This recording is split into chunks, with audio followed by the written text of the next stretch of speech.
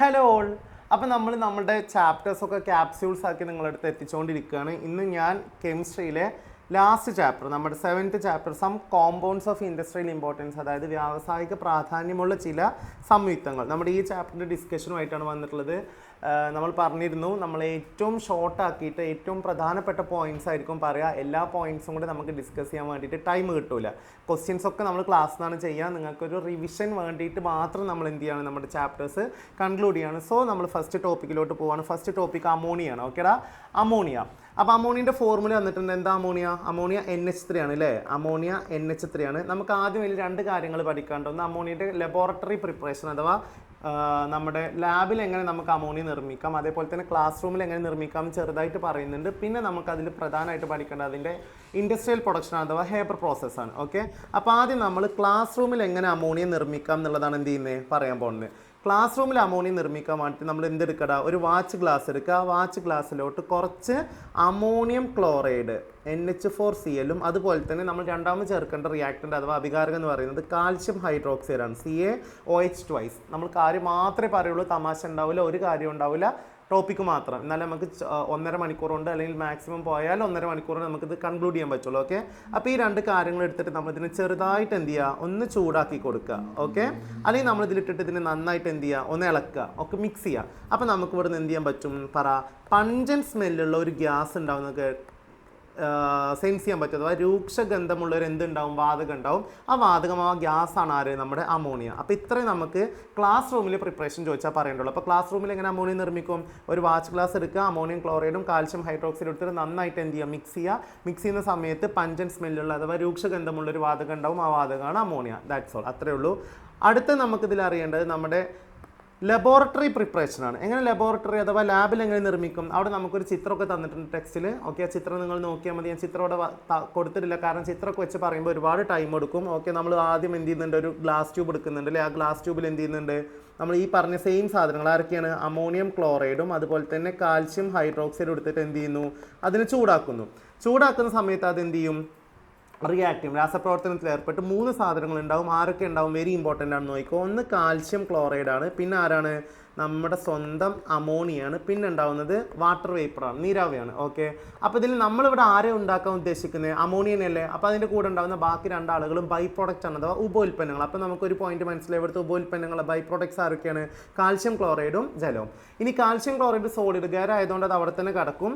എന്നാൽ നമ്മൾ അവിടുന്ന് ഒരു ട്യൂബ് പുറത്ത് കിട്ടിയിട്ടുണ്ടല്ലേ, ആ ട്യൂബിലൂടെ പുറത്ത് വരുന്ന സമയത്ത് ആരൊക്കെ വരും, അമോണിയം വരും, അതിൻ്റെ കൂടെ വാട്ടർ വേപ്പറും വരും. അപ്പോൾ നമ്മൾ അതിൽ നിന്ന് വാട്ടർ വേപ്പറിനെ അഥവാ നീരാവിനെ പുറന്തള്ളാൻ വേണ്ടിയിട്ട് അല്ലെങ്കിൽ നീക്കം ചെയ്യാൻ വേണ്ടിയിട്ട് നമ്മൾ അതിന് എന്തിലൂടെ കടത്തിവിടും, ശോഷക സ്തംഭം അല്ലേ, ഡ്രൈയിങ് ചേമ്പറിലൂടെ കടത്തിവിടും. അവിടെ നമ്മുടെ ഡ്രൈയിങ് ഏജൻറ് ഉണ്ട്. ആരാണ് നമ്മുടെ ഡ്രൈയിങ് ഏജൻറ്? നമ്മുടെ ഡ്രൈയിങ് ഏജൻ്റ് ആണ് ആര്, CaO. Very important point, calcium oxide അല്ലെങ്കിൽ ക്യുക്ലൈം എന്ന് പറയും. അപ്പോൾ അതിൽ നിന്ന് വീണ്ടും നമ്മളിത് എന്ത് ചെയ്യും, പുറത്ത് വരും. നമ്മുടെ ട്യൂബ് പുറത്ത് വരുമ്പോൾ പിന്നെ അതിലൂടെ ആര് മാത്രമേ വരുള്ളൂ, നമ്മുടെ അമോണിയ മാത്രമേ വരുള്ളൂ.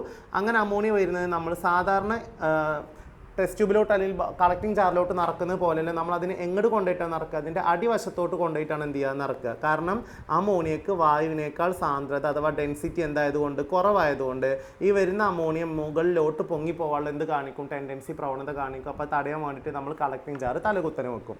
അപ്പോൾ ഇത്രയും കാര്യങ്ങൾ നമുക്ക് എന്തൊക്കെ കാര്യങ്ങൾ മനസ്സിലാക്കണം. അമോണിയയുടെ കൂടെ ഉണ്ടാകുന്ന ബൈ പ്രൊഡക്ട്സ് ചോദിച്ചാൽ ആരൊക്കെയാണ് പറയേണ്ടത്, കാൽഷ്യം ക്ലോറൈഡും ജലവുമാണ്. അതിൽ നിന്ന് വാട്ടർ വേപ്പർ നീരാവിനെ നീക്കം ചെയ്യാൻ വേണ്ടിയിട്ട് നമ്മൾ അതിൻ്റെ ശോഷകാരകൻ ഡ്രൈയിങ് ഏജൻറ്റിലൂടെ കടത്തിവിടും. ആരാണ് ഡ്രൈയിങ് ഏജൻറ്റ്? കാൽഷ്യം ഓക്സൈഡ് ആണ്.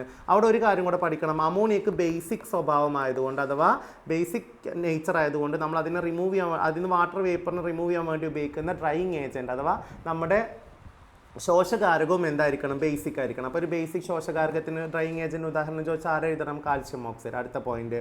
അടുത്തത് ഇവിടെ ഉണ്ടാകുന്ന അമോണിയക്ക് എന്ത് സ്മെല്ലുണ്ടോ, രൂക്ഷഗന്ധം, പഞ്ചൻ സ്മെല്ലുണ്ട്. അടുത്ത പോയിന്റ്. ഈ കിട്ടുന്ന അമോണിയം നമ്മൾ ആ ചിത്രം നോക്കിക്കഴിഞ്ഞാൽ മനസ്സിലാവും, ഇവിടെ എവിടെയും അമോണിയൻ്റെ കളർ കാണിച്ചില്ല. സോ അമോണിയ ഈസ് കളർലെസ്, അമോണിയക്ക് എന്തില്ല, നിറമില്ല. ആൻഡ് ലാസ്റ്റ് പോയിന്റ്, ഈ അമോണിയ നമ്മൾ കളക്ട് ചെയ്യുന്നത് തല കുത്തന് വെച്ചിട്ടുള്ള കളക്ടിങ് ജാറിലാണ്. എന്തുകൊണ്ട് അങ്ങനെ വെക്കുന്നു ചോദിച്ചാൽ, ഇൻവേർട്ടഡ് കളക്ടിങ് ജാറിൽ എന്തുകൊണ്ട് കളക്ട് ചെയ്യുന്നു ചോദിച്ചാൽ, അമോണിയക്ക് വായുവിനേക്കാൾ ഡെൻസിറ്റി, സാന്ദ്രത കുറവായതുകൊണ്ട് അത് മുകളിലോട്ട് പൊങ്ങി പോകാനുള്ള ടെൻഡൻസി കാണിക്കും. അഥവാ അത് പ്രിവെൻറ്റ് ചെയ്യാൻ വേണ്ടിയിട്ട് അല്ലെങ്കിൽ തടയാൻ വേണ്ടിയിട്ട് നമ്മൾ അങ്ങനെ വെക്കുന്നത്. ഇത്ര അമോണിയൻ്റെ പ്രിപ്പറേഷനിൽ പഠിക്കാനുള്ളൂ. അപ്പം ഞാനിപ്പോൾ ഈ പറഞ്ഞതിൻ്റെ കൂട്ടത്തിൽ എന്ത് പഠിച്ചു, അമോണിയൻ്റെ 5 ഫിസിക്കൽ പ്രോപ്പർട്ടീസ് അല്ലേ, ഭൗതിക ഗുണങ്ങൾ നമ്മൾ എന്ത് ചെയ്തു പറഞ്ഞു. അമോണിയയുടെ 5 ഭൗതിക ഗുണങ്ങൾ അല്ലെങ്കിൽ ഫിസിക്കൽ പ്രോപ്പർട്ടീസ് എന്തൊക്കെയാണ് അമോണിയയുടെ 5 ഭൗതിക ഗുണങ്ങൾ പറ. ഒന്ന്, അതിന് നിറമില്ല, കളർലെസ് ആണ്. ഓക്കെ, ഞാൻ എല്ലാം എഴുതുന്നില്ല കേട്ടോ, നിങ്ങൾ ശ്രദ്ധിച്ചാൽ മതി, കളർലെസ് ആണ്. രണ്ടാമത്തെ, അതിന് പഞ്ചൻ സ്മെല്ലുണ്ട് അഥവാ രൂക്ഷഗന്ധമുണ്ട് അല്ലേ.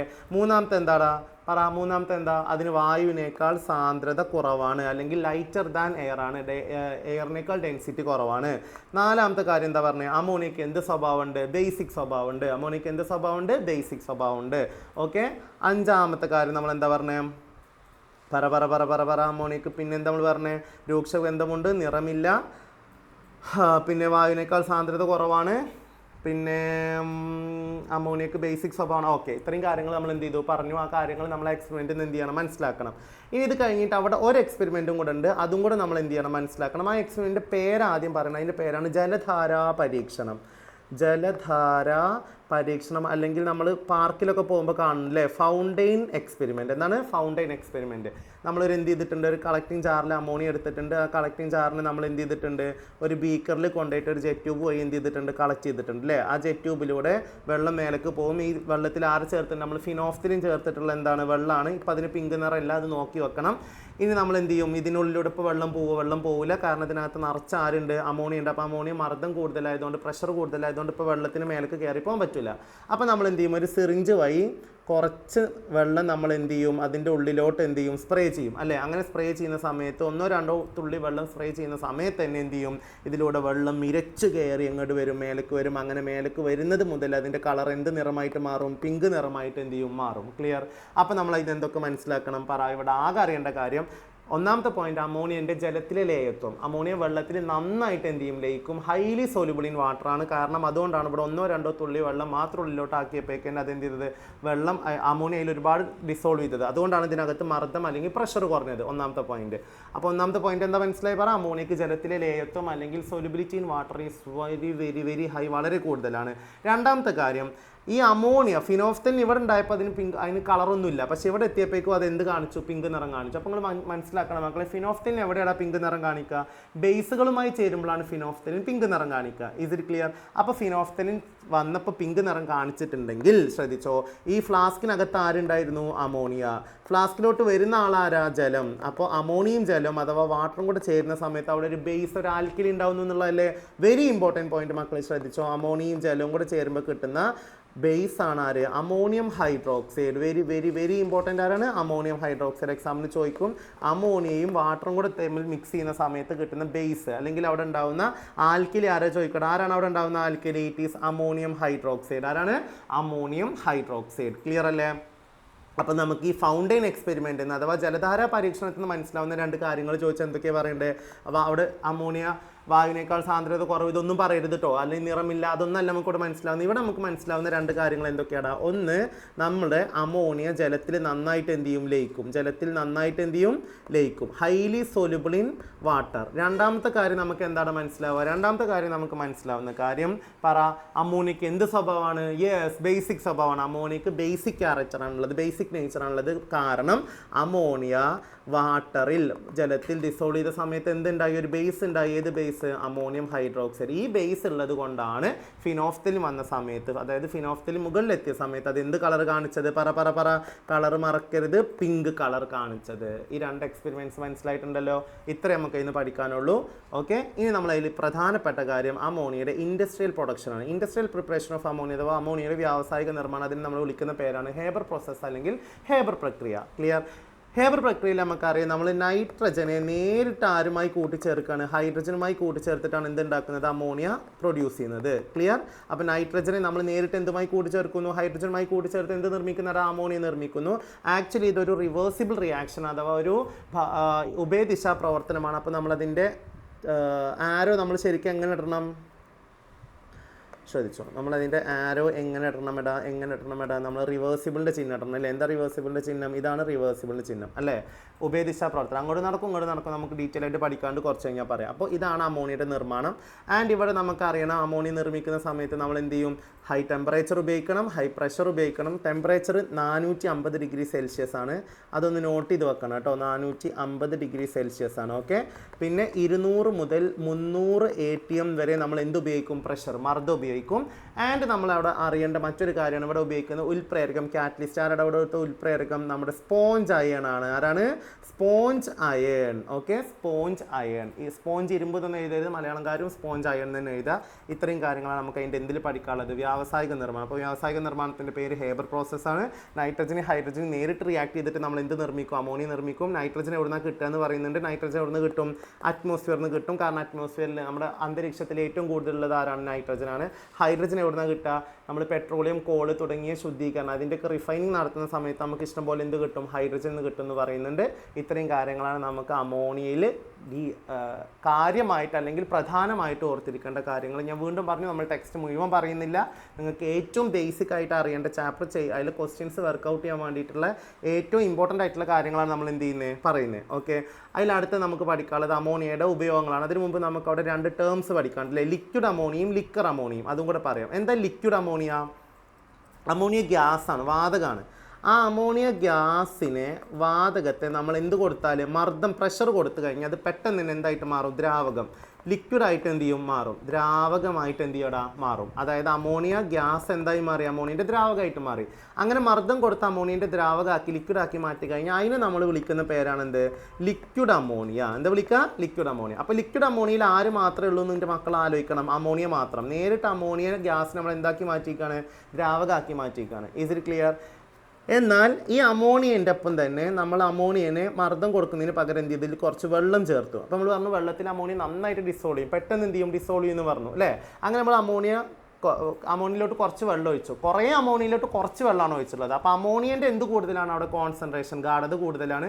പക്ഷേ എന്തിലാണ് ലയിപ്പിച്ചത്? വെള്ളത്തിലാണ് എന്ത് ചെയ്തത്? ലയിപ്പിച്ചത്. അപ്പോൾ അമോണിയയുടെ ഗാഢജലീയ ലായനി, അമോണിയയുടെ ഗാഢജലീയ ലായനി ജലം ചേർത്തുണ്ടാക്കിയ ലായനിയാണ്, പക്ഷെ അതിൻ്റെ കോൺസെൻട്രേഷൻ, ഗാഢത വളരെയധികം കൂടുതലാണ്. ഓക്കെ, അപ്പോൾ concentrated, highly concentrated aqueous solution of ammonia, അതിന് നമ്മൾ വിളിക്കുന്ന പേരാണ് ലിക്വർ. എന്താണ്? ലിക്വർ. മറ്റേത് ലിക്വിഡാണ്, ഇതെന്താണ്? ലിക്വർ ആണ് കേട്ടോ. രണ്ടും അങ്ങോട്ടും ഇങ്ങോട്ടും എന്ത് ചെയ്യരുത്? മാറിപ്പോവരുത്. ഓക്കെ, അപ്പോൾ ലിക്വർ അമോണിയ എന്ന് പറയുമ്പോൾ അതിൽ അമോണിയും വെള്ളം കൂടെ ഉണ്ട്. അതായത് അമോണിയയുടെ ജലീയ ലായനി, അമോണിയയുടെ എന്ത് അക്വസ് സൊല്യൂഷൻ ആണ് എന്ത്? Liquor ammonia. പക്ഷേ ലിക്വിഡ് അമോണിയ പറഞ്ഞാൽ അമോണിയ മാത്രമേ ഉണ്ടാവുള്ളൂ. അപ്പോൾ ഇവിടെ നിങ്ങൾ മനസ്സിലാക്കേണ്ട ഒരു കാര്യമുണ്ട്. എങ്ങാനും നമ്മൾ അമോണിയ ടാങ്കറുകളിലാക്കിയിട്ടാണ് എന്ത് ചെയ്യുക? കൊണ്ടുപോകുക. അപ്പോൾ അമോണിയ എങ്ങാനും എന്ത് സംഭവിച്ചാൽ ടാങ്കറിന് ലീക്കേജ് സംഭവിച്ചു കഴിഞ്ഞാൽ നമ്മൾ എന്താ ചെയ്യേണ്ടത്?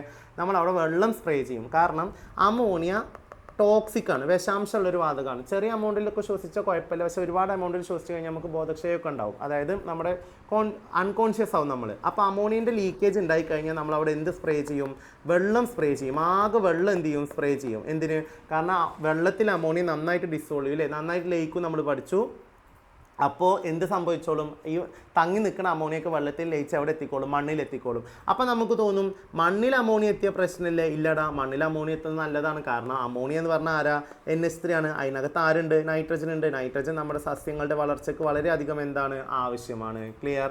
അപ്പോൾ അമോണിയ ലീക്കേജ് ഉണ്ടായി കഴിഞ്ഞാൽ നമ്മൾ എന്താ ചെയ്യുക? നന്നായിട്ട് വെള്ളം സ്പ്രേ ചെയ്യും. അപ്പോൾ വെള്ളത്തിൽ അമോണിയ ഹൈലി സോലുബിൾ ആയതുകൊണ്ട്, പെട്ടെന്ന് ലയിക്കുന്നതുകൊണ്ട് നമുക്ക് അന്തരീക്ഷത്തിൽ നിന്ന് ആരെ നീക്കം ചെയ്യാൻ പറ്റും? അമോണിയനെ റിമൂവ് ചെയ്യാൻ പറ്റും, നീക്കം ചെയ്യാൻ വേണ്ടി പറ്റും. അപ്പോൾ അമോണിയയുടെ നമ്മുടെ ക്ലാസ് റൂമിൽ നിർമ്മാണം പഠിച്ചു. നമ്മൾ എന്ത് പഠിച്ചു? അമോണിയയുടെ ലബോറട്ടറിയിൽ നിർമ്മാണം പഠിച്ചു, അമോണിയയുടെ വ്യാവസായിക നിർമ്മാണം പഠിച്ചു. അതിൻ്റെ ഇടയിൽ വന്ന 2 എക്സ്പെരിമെൻറ്റ്സും പറഞ്ഞു. ആകെ എത്ര സമയമായിട്ടുള്ളൂ നോക്ക്. അപ്പോൾ ഇത്രയും ആവശ്യമുള്ളൂ, നമ്മളതിൽ പഠിക്കേണ്ട ആവശ്യം ഇത്രയേ ഉള്ളൂ.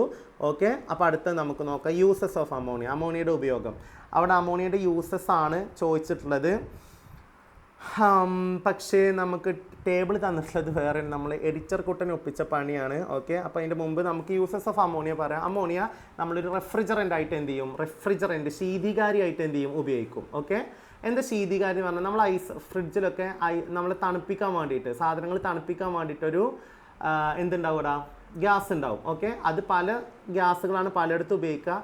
നമ്മൾ ഈ മീനിലൊക്കെ ഇടുന്ന മീനിലിടുന്ന ഐസ് ഉണ്ടല്ലോ, ആ ഐസ് നിർമ്മിക്കാൻ വേണ്ടിയിട്ടൊക്കെ നമ്മൾ അവിടെ വലിയ ഫ്രിഡ്ജുകൾ പോലുള്ള സാധനത്തിൽ വെച്ചിട്ടാണ് നമ്മൾ ഈ ഐസുകൾ ഉണ്ടാക്കുക. അവിടെയൊക്കെ നമ്മൾ ശീതീകാരിയായിട്ട് അഥവാ കൂളിംഗ് ഏജൻ്റായിട്ട് നമ്മൾ ഉപയോഗിക്കും? അമോണിയ ഉപയോഗിക്കും. അതിൻ്റെ അമോണിയൻ്റെ അടുത്ത പ്രധാന ഉപയോഗമാണ് എന്ത്? ശ്രദ്ധിച്ചോ, ammonium phosphate, ammonium sulphate, urea ഇതേപോലെയുള്ള വളങ്ങൾ നിർമ്മിക്കാൻ വേണ്ടിയിട്ട്, രാസവളങ്ങൾ നിർമ്മിക്കാൻ വേണ്ടി നമ്മൾ എന്ത് ഉപയോഗിക്കും? അമോണിയ നിർമ്മിക്കും. ഓക്കെ, പിന്നെ അതിൽ ശ്രദ്ധിക്കേണ്ട കാര്യം, അപ്പോൾ ammonium phosphate, ammonium sulphate, urea, ഇതിലൊക്കെ ആരും ഉണ്ട് നൈട്രജൻ. അപ്പോൾ നിങ്ങളോട് പറയാം നൈട്രജൻ അടങ്ങിയ വളങ്ങൾക്ക് ഫെർട്ടിലൈസേഴ്സിന് എക്സാമ്പിൾ എഴുതാൻ പറഞ്ഞാൽ നിങ്ങൾ എന്ത് എഴുതണം? ഈ മൂന്നെണ്ണത്തിൽ ഏതെങ്കിലും ഒന്നിൻ്റെ പേര് എഴുതണം. ക്ലിയർ ആണോ? ഓക്കെ ആണോ? അടുത്ത നമ്മുടെ പ്രധാന സാധനമാണ് നൈലോണ്, റയോണ്. ഇതൊക്കെ നൂലുകളാണ്, കൃത്രിമ നൂലുകൾ. നമ്മൾ കോട്ടൺ, സിൽക്ക് എന്നൊക്കെ പറയില്ല, അതേപോലെ നമ്മൾ കൃത്രിമമായിട്ട് ഉണ്ടാക്കുന്നതാണ് ആരുടെ? നൈലോണും റയോണും. നൈലോൺ നമുക്ക് പഠിക്കാണ്ടായിരുന്നേ ഫസ്റ്റ് ചാപ്റ്ററിൽ, അത് മറക്കരുത്. ആ ഓർമ്മ ഉണ്ടാവണം കേട്ടോ. നൈലോൺ 66ൻ്റെ മോണോമർ, നൈലോൺ 66 ഒരു പോളിമറാണ്. അതിൻ്റെ മോണോമേഴ്സ് ആരൊക്കെ ഒന്ന് ഞാൻ പറയാം. അഡിപ്പിക് ആസിഡാണ് ഒന്ന് ആരാ, അത് നിങ്ങൾക്ക് ഓർമ്മ ഉണ്ടാവണം, അത് നോക്കണം. ഓക്കെ, അപ്പോൾ കണ്ടോ ചാപ്റ്റേഴ്സ് എല്ലാം തമ്മിൽ കണക്റ്റഡ് ആണ്. ഓക്കെ അല്ലേ? അടുത്ത പെട്രോളിയം പ്യൂരിഫിക്കേഷൻ അഥവാ പെട്രോളിയം റിഫൈനിങ്, പെട്രോളിയം ശുദ്ധീകരണത്തിന് വേണ്ടിയിട്ട് നമ്മൾ എന്ത് ഉപയോഗിക്കും? അമോണിയ ഉപയോഗിക്കും. ആൻഡ് അതിൽ ഉപയോഗിക്കേണ്ട അല്ലെങ്കിൽ അതിൽ ഓർത്തിരിക്കേണ്ട ഏറ്റവും പ്രധാന പോയിൻ്റാണ് ഈ അമോണിയ നമ്മൾ എന്തുണ്ടാക്കാൻ വേണ്ടി ഉപയോഗിക്കും? HNO3. ആരാടെ HNO3? നമ്മുടെ നൈട്രിക് ആസിഡാണ്. ഈ നൈട്രിക് ആസിഡ് ഉണ്ടാക്കാൻ വേണ്ടിയിട്ട് അമോണിയ ഉപയോഗിക്കും.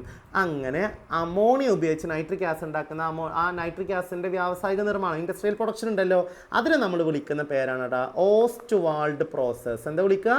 Ostwald process. മക്കളെ നിർബന്ധമായിട്ടും ആലോചിക്കണം. ടെക്സ്റ്റിൽ ഒരു പോയിന്റ് ആക്കിയിട്ടാണ് അത് എന്ത് ചെയ്തിട്ടുള്ളത്, തന്നിട്ടുള്ളത്. പക്ഷേ അത് വെരി ഇമ്പോർട്ടൻ്റ് ആണ്, നിങ്ങൾക്ക് എക്സാമിന് ചോദിക്കും. ഒരുപാട് പോയിന്റ്സ് പുതിയത് ആഡ് ചെയ്തിട്ടുണ്ട്. അതിലൊരു പ്രധാന പോയിന്റാണ് ഇത് ഓസ്റ്റ്വാൾഡ് പ്രോസസ്സ്.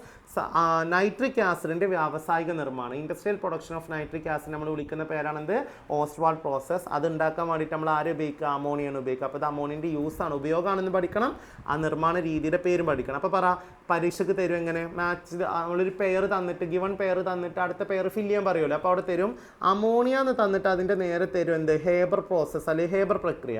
എന്നിട്ട് തരും നൈട്രിക് ആസിഡ് HNO3. അപ്പോൾ അതിൻ്റെ നേരെ നമ്മൾ എന്ത് എഴുതണം? ഓസ്റ്റ്വാൾഡ് പ്രക്രിയ, ഓസ്റ്റ്വാൾഡ് പ്രോസസ്സ്. കാരണം അമോണിയയുടെ വ്യാവസായിക നിർമ്മാണമാണ് ആരുടെ? നമ്മുടെ ഹേബർ പ്രക്രിയ. നൈട്രിക് ആസിഡിൻ്റെ വ്യാവസായിക നിർമ്മാണമാണ് ആര്? നമ്മുടെ ഓസ്റ്റ്വാൾഡ് പ്രോസസ്സ്. ഇത്രയും അമോണിയയിൽ പഠിക്കാനുള്ള ഈ പോയിന്റ്സ് ഓർമ്മ ഉണ്ടെങ്കിൽ നമുക്ക് അവിടെ വരുന്ന മാക്സിമം ക്വസ്റ്റ്യൻസിന് എന്ത് ചെയ്യാൻ പറ്റും? ആൻസർ ചെയ്യാൻ പറ്റും. Okay, clear? സെറ്റ് അല്ലേ? ഇനി നമുക്കിതിൽ പഠിക്കാനുള്ളത് ഇക്വിലിബ്രിയം എന്ന് പറയുന്ന പോർഷനാണ്, അഥവാ സന്തുലിതാവസ്ഥയാണ്. അത് നമുക്ക് സെപ്പറേറ്റ് ഒരു വീഡിയോ ആയിട്ട് എന്ത് ചെയ്യാം. ഞാൻ ഇതിൻ്റെ ബാക്കിയായിട്ട് എടുക്കുന്നത് ഇനി സൾഫ്യൂരിക് ആസിഡ് ആണ് കേട്ടോ. ഓക്കെ, അപ്പോൾ നമുക്ക് സൾഫ്യൂരിക് ആസിഡ് ഇതുപോലെ തന്നെ ഇമ്പോർട്ടൻ്റ് ആയിട്ടുള്ള ഭാഗമാണ്. അപ്പോൾ നമുക്കിനി നേരെ സൾഫ്യൂരിക് ആസിഡിലോട്ട് കടക്കാം. സെറ്റ് അല്ലടാ? ശ്രദ്ധിച്ചിരുന്നോ? ഓക്കെ, അപ്പം നമ്മുടെ നെക്സ്റ്റ് ടോപ്പിക്ക് നമ്മുടെ സൾഫ്യൂരിക് ആസിഡാണ്. മക്കളെ ശ്രദ്ധിച്ചോ, വെരി ഇമ്പോർട്ടൻറ്റ് ടോപ്പിക്കാണ്. H2SO4, അതാണ് നമ്മുടെ സൾഫ്യൂരിക് ആസിഡ്. ആദ്യം നമ്മൾ പഠിക്കണം സൾഫ്യൂരിക് ആസിഡിനെ കിങ് ഓഫ് കെമിക്കൽസ് അല്ലേ? എന്താ വിളിക്കുക?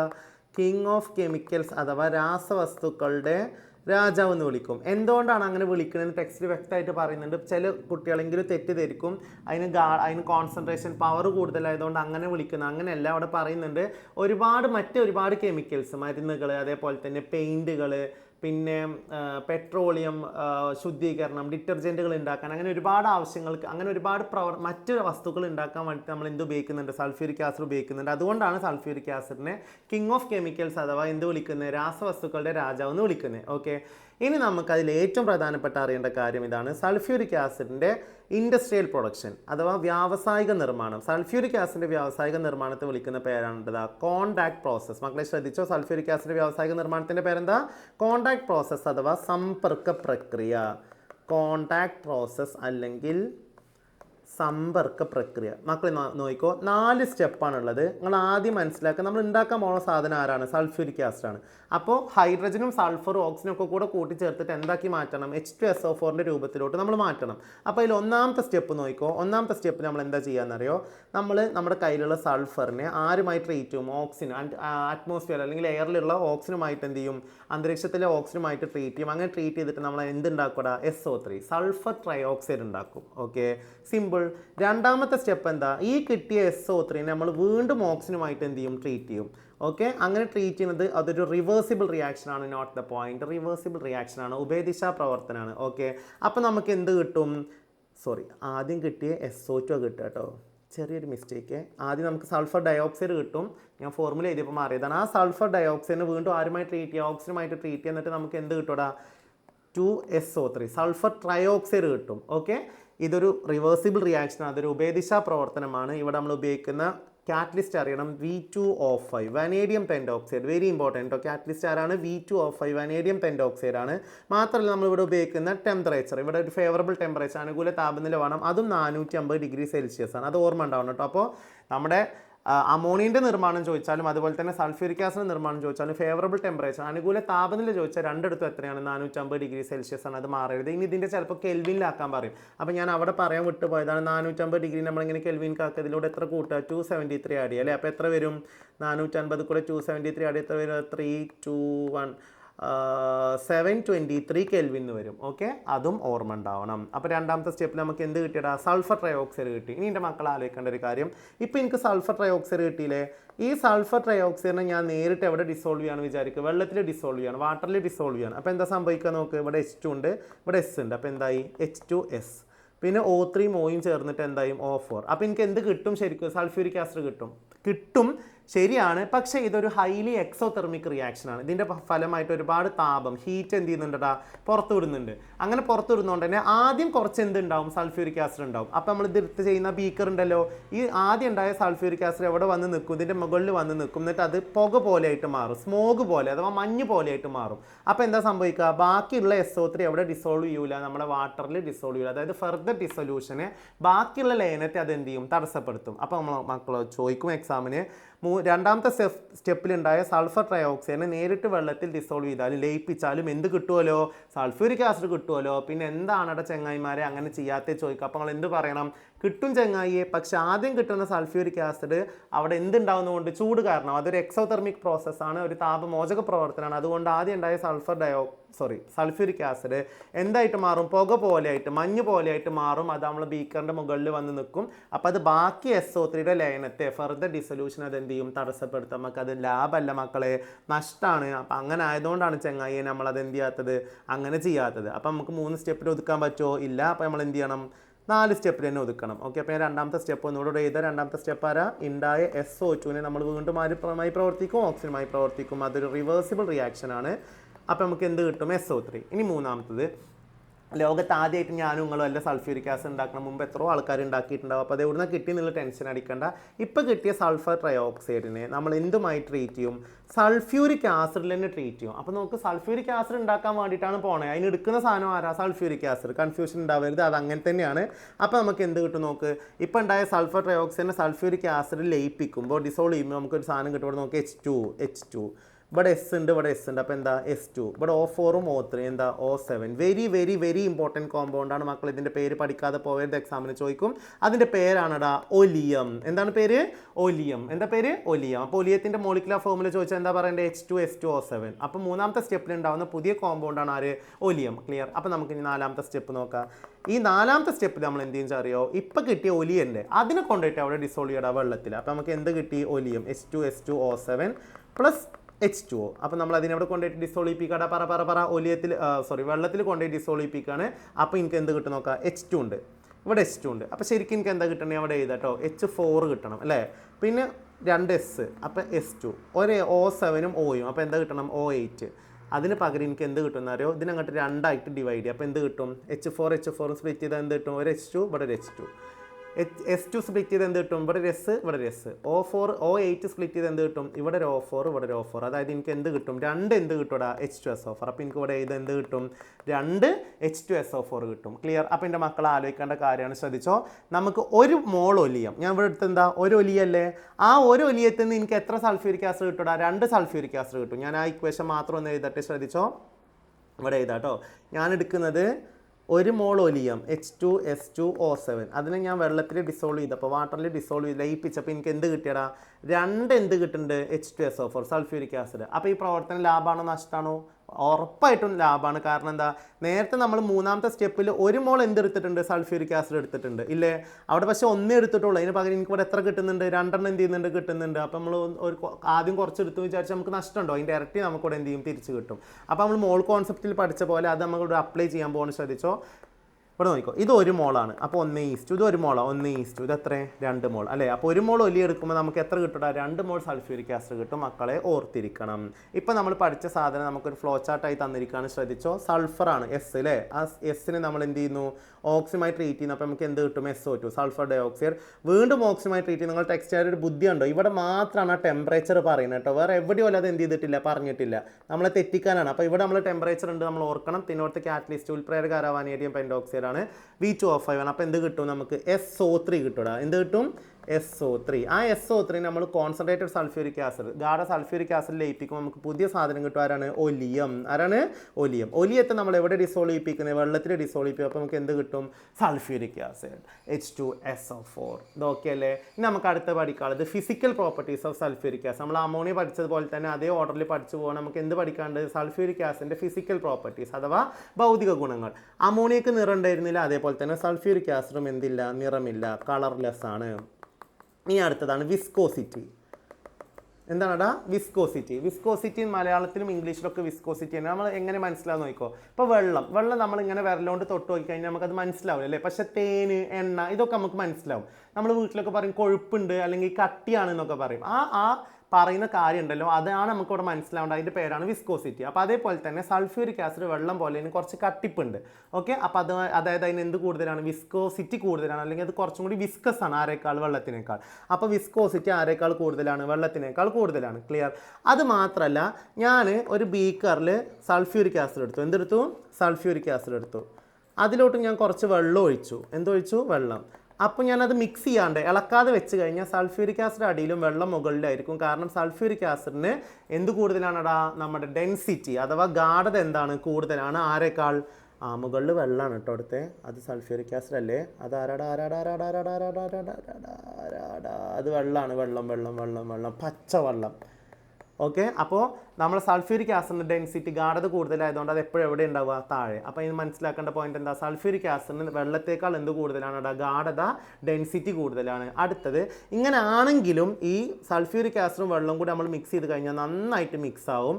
വെള്ളത്തിന് സൾഫ്യൂരിക് ആസിഡിനെ നല്ല ഇഷ്ടമാണ്, സൾഫ്യൂരിക് ആസിഡിന് തിരിച്ച് വെള്ളത്തിന് നല്ല ഇഷ്ടമാണ്. 1 വേ ലവ് അല്ലെ 2 വേ ലവ് ആണ്. അപ്പോൾ നന്നായിട്ട് എന്ത് ചെയ്യും? മിക്സ് ആവും. ഓക്കെ, അപ്പോൾ അതിനർത്ഥം നാലാമത്തെ പോയിന്റ് എന്താ? സൾഫ്യൂരിക് ആസിഡ് വെള്ളത്തിൽ നന്നായിട്ട് എന്ത് ചെയ്യും? ലയിക്കും. അഥവാ sulphuric acid is highly soluble in water. അപ്പോൾ 4 ഫിസിക്കൽ പ്രോപ്പർട്ടീസ് പഠിച്ചു. ഓക്കെ, ഇനി നമ്മൾ സൾഫ്യൂരിക് ആസിഡ് അപ്പോൾ വെള്ളത്തിൽ ലയിക്കും എന്ന് പറഞ്ഞില്ലേ? എങ്ങനെ ലയിപ്പിക്കുക എന്നുള്ളതാണ് പറയുന്നത്. വെരി ഇമ്പോർട്ടൻ്റ് ആണ്. എല്ലാവരും ഇതൊരു പൊട്ട ടോപ്പിക്കായിട്ടാണ് കൺസിഡർ ചെയ്യാറ്, പക്ഷേ ഇതൊരു നല്ല ടോപ്പിക്കായിട്ടാണ് എനിക്ക് തോന്നുന്നത്. പരീക്ഷയ്ക്ക് ചോദിക്കും. ശ്രദ്ധിച്ചോ. എനിക്ക് സൾഫ്യൂരിക് ആസിഡിനെ ഡൈല്യൂട്ട് ചെയ്യണം അഥവാ നേർപ്പിക്കണം. അപ്പോൾ നമ്മൾ എന്തൊരു സാധനം നേർപ്പിക്കാനും മിക്ക സാധനങ്ങളിൽ നേർപ്പിക്കാൻ വേണ്ടിയിട്ട് നമ്മൾ അതിലേട്ട് എന്തോ ഒഴിക്കുക? നമ്മുടെ പാവം വെള്ളമാണ് ഒഴിക്കുക. കാരണം വെള്ളം എല്ലാവരുമായിട്ടും എന്ത് ചെയ്യും? പ്രവർത്തിക്കും. ഓൾമോസ്റ്റ് എല്ലാവരുമായിട്ട് വെള്ളം എന്ത് ചെയ്യടാ? പ്രവർത്തിക്കും. അപ്പോൾ എനിക്ക് 2 ഓപ്ഷൻസ് ഉണ്ട്. ഞാൻ എന്ത് ചെയ്തു?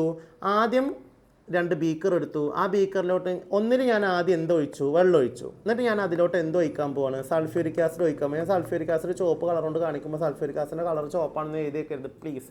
ദയവ് ചെയ്ത് അമ്മമാർ പൊട്ടത്തരം ചെയ്യരുത്. ഞാൻ പറയുന്നത് കേൾക്കണം. മറ്റേ ഇത് മ്യൂട്ട് ചെയ്തിട്ട് ആങ്ങി മാത്രം കണ്ടിരിക്കരുത് കേട്ടോ. അപ്പോൾ ഇങ്ങനെ കാണുമ്പോൾ നിങ്ങൾക്ക് ഇങ്ങനെ തോന്നും. അങ്ങനെയല്ല, അതിന് സൗണ്ടും ഉണ്ട്. അപ്പോൾ സൗണ്ട് അടക്കം കേൾക്കണം കേട്ടോ. സൾഫ്യൂരിക് ആസിഡിൻ്റെ കളർ ചുവപ്പാണെന്നൊക്കെ പഠിച്ച് പോകരുത് പൊട്ടന്മാരെ. അടുത്തതിന് ഞാൻ എന്തെടുത്തു? സൾഫ്യൂരിക് ആസിഡ് എടുത്തു. ഓക്കെ, ആ സൾഫ്യൂരിക് ആസിഡ് എടുത്തിട്ട് അതിക്ക് ഞാൻ എന്ത് ഒഴിക്കുകയാണ്? വെള്ളം ഒഴിക്കുകയാണ്. ഇതിൽ ഏത് ചെയ്യണമെന്ന് ചോദിക്കും. വെള്ളം എടുത്തിട്ട് അതിക്ക് സൾഫ്യൂരിക് ആസിഡ് ഒഴിക്കണോ അതോ സൾഫ്യൂരിക് ആസിഡ് എടുത്തിട്ട് അതിക്ക് വെള്ളം ഒഴിക്കണോ? മക്കളെ ശ്രദ്ധിക്കണം. നമുക്ക് തോന്നും രണ്ടും ഒരേപോലെ തന്നെ അല്ലേ തോന്നും. അല്ല, വ്യത്യാസമുണ്ട്. ഈ വെള്ളവും സൾഫ്യൂരിക് ആസിഡും തമ്മിൽ പ്രവർത്തിക്കുമ്പോൾ ഒരുപാട് എന്ത് പുറത്തുവിടടാ? ഹീറ്റ്, താപം പുറത്തുവിടുക. അതായത് ഇതും ഒരു താപമോചക പ്രവർത്തനമാണ്, എക്സോതെർമിക് റിയാക്ഷനാണ്. നിങ്ങൾ നോക്കിക്കോ, ഇതിൽ റിയാക്ഷൻ നടത്തുന്ന ആൾ ആരാണ്? സൾഫ്യൂരിക് ആസിഡാണ്. ഓക്കെ, വെള്ളമല്ല. ആരാണ്? Sulphuric acid. അപ്പോൾ എൻ്റെ മക്കൾ നോക്കിയേ, ഞാൻ ആദ്യം തന്നെ കുറേ സൾഫ്യൂരിക് ആസിഡ് എടുത്തിട്ട് അതിക്ക് കുറച്ച് വെള്ളം കൊടുന്ന് ഒഴിച്ച് കഴിഞ്ഞാൽ ഒന്നായിട്ട് അത് പൊട്ടിത്തെറിക്കും. കാരണം അതിനകത്ത് സൾഫ്യൂരിക് ആസിഡിൻ്റെ അളവ് അത്രക്കും കൂടുതലാണ്. ആണോ? അല്ലേ? അപ്പോൾ ഒരിക്കലും നമ്മൾ സൾഫ്യൂരിക് ആസിഡ് എടുത്തിട്ട് അതിക്ക് എന്ത് കൊടുന്ന് ഒഴിക്കരുതടാ? വെള്ളം കൊടുന്ന് ഒഴിക്കരുത്. മറിച്ച് എന്ത് ചെയ്യണം? ആദ്യം നമുക്ക് വേണ്ട അളവിൽ എന്തെടുക്കുക? വെള്ളം എടുക്കുക. എന്നിട്ട് ആ വെള്ളത്തിലോട്ട് കുറേശ്ശെ സൾഫ്യൂരിക് ആസിഡ് ഡ്രോപ്പ് തുള്ളികളായിട്ട് നമ്മൾ സൈഡിൽ കൂടെ എന്ത് ചെയ്യുക? ഒഴിച്ച് മെല്ലെ അത് എന്ത് ചെയ്യണം? മിക്സ് ചെയ്യണം. അല്ലെങ്കിൽ അതൊന്നായിട്ട് പൊട്ടിത്തെറിക്കും. അപ്പോൾ നോക്കിക്കോ, വെള്ളത്തിലോട്ട് സൾഫ്യൂരിക് ആസിഡ് ഒഴിക്കണോ സൾഫ്യൂരിക് ആസിഡിലോട്ട് വെള്ളം ഒഴിക്കണോ? രണ്ടിലും പോയിട്ട് ചാടാൻ നിൽക്കരുത്. എന്ത് ശ്രദ്ധിക്കണം? സൾഫ്യൂരിക് ആസിഡ്ക്ക് വെള്ളം ഒഴിക്കാൻ പാടില്ല. നേരെ മറിച്ച് വെള്ളത്തിലോട്ട് എന്തൊഴിക്കണം? സൾഫ്യൂരിക് ആസിഡ് ഒഴിക്കണം. Very very important. ഇതാണ് ശരിയായ രീതി. അങ്ങനെ തന്നെ എഴുതണം കേട്ടോ. ഓക്കെ, അടുത്ത്. അപ്പോൾ അത് മനസ്സിലായി. അടുത്ത chemical properties of sulphuric acid ആണ്. അതിൽ ആദ്യം നമുക്ക് സൾഫ്യൂരിക് ആസിഡിൻ്റെ രാസഗുണങ്ങൾ കേട്ടോ. ഇവിടെ ഒരു സാധനമൊക്കെ ഉണ്ടെങ്കിൽ അത് നോക്കിയിരിക്കും. അതെന്താ അവിടെ വട്ടം വന്ന് നിൽക്കണമല്ലോ, പുള്ളി ഉണ്ടല്ലോ, ഉണ്ണി ഉണ്ടല്ലോ എന്നൊക്കെ വിചാരിക്കുക. അതല്ല ഇവിടുത്തെ കാര്യം. പറയുന്ന കാര്യം ശ്രദ്ധിച്ചിരുന്നാൽ മതി കേട്ടോ. അപ്പോൾ ഡീഹൈഡ്രേറ്റിംഗ് പ്രോപ്പർട്ടി, നിർജ്ജലീകരണ ഗുണം. ഒന്നാമത്തെ പ്രോപ്പർട്ടി ഏതാണ്? ഡീഹൈഡ്രേറ്റിംഗ് പ്രോപ്പർട്ടി അഥവാ നിർജ്ജലീകരണ ഗുണം. എന്തത്?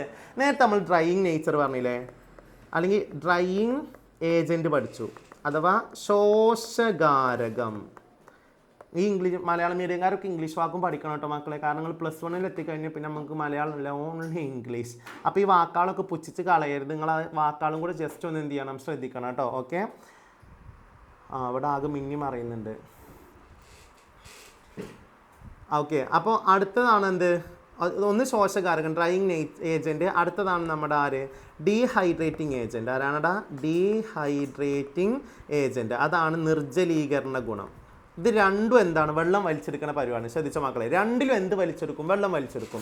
പക്ഷേ ഈ ഡ്രൈയിങ് ഏജൻറ്റ്, അതായത് രണ്ടും എന്താണ്, നമ്മുടെ സൾഫ്യൂരിക് ആസിഡിൻ്റെ പ്രത്യേകതയാണ് കേട്ടോ. അപ്പോൾ ഇവിടെ തന്നിട്ടുള്ള ഡീഹൈഡ്രേറ്റിംഗ് ആണെങ്കിൽ അടുത്ത് പഠിക്കാനുള്ളത് ഡ്രൈയിങ് ആണ്. ഞാൻ രണ്ടും ഒരുമിച്ച് പറയുകയാണ്. അപ്പോൾ സൾഫ്യൂരിക് ആസിഡ് ഡ്രൈയിങ് ഏജൻറ്റ്, ശോഷകാരകമായിട്ടും പ്രവർത്തിക്കും. അതേപോലെ തന്നെ സൾഫ്യൂരിക് ആസിഡ് ഡീഹൈഡ്രേറ്റിംഗ് ഏജൻറ്റ് അഥവാ നിർജ്ജലീകാരിയായിട്ടും പ്രവർത്തിക്കും. എന്താ ശോഷകാരകം പറഞ്ഞാൽ എൻ്റെ മക്കൾ ശ്രദ്ധിച്ചോ. ശോഷകാരകം എന്ന് പറഞ്ഞാൽ ശ്രദ്ധിച്ചടാ, ഇപ്പോൾ നമ്മുടെ കയ്യിലൊരു ഗ്യാസ് ഉണ്ട്, ഒരു വാതകം ഉണ്ട്, അതിൻ്റെ കൂടെ വാട്ടർ വേപ്പർ, നീരാവി ഉണ്ട്. പക്ഷെ ആ നമ്മളെ ഉദ്ദേശിക്കുന്ന വാതകവും നീരാവിയും തമ്മിൽ എന്ത് ചെയ്തിട്ടില്ല, പ്രവർത്തിച്ചിട്ടില്ല. അപ്പോൾ എക്സാമ്പിൾ ഞാൻ ഒരു പരീക്ഷണം വഴി എന്തുണ്ടാക്കി, കാർബൺ ഡൈ ഓക്സൈഡ് ഉണ്ടാക്കുകയാണ്. അപ്പോൾ അതിൻ്റെ കൂടെ കുറച്ച് എന്തുണ്ട്, നീരാവി, വെള്ളത്തിൻ്റെ അംശമുണ്ട്. പക്ഷേ ഈ കാർബൺ ഡൈ ഓക്സൈഡും വെള്ളവും തമ്മിൽ എന്ത് ചെയ്തിട്ടില്ല, മിക്സ് ചെയ്തിട്ടില്ല, അവർ തമ്മിൽ പ്രവർത്തിച്ചിട്ടില്ല, അവർ തമ്മിൽ കെമിക്കൽ റിയാക്ഷൻ നടന്നിട്ടില്ല.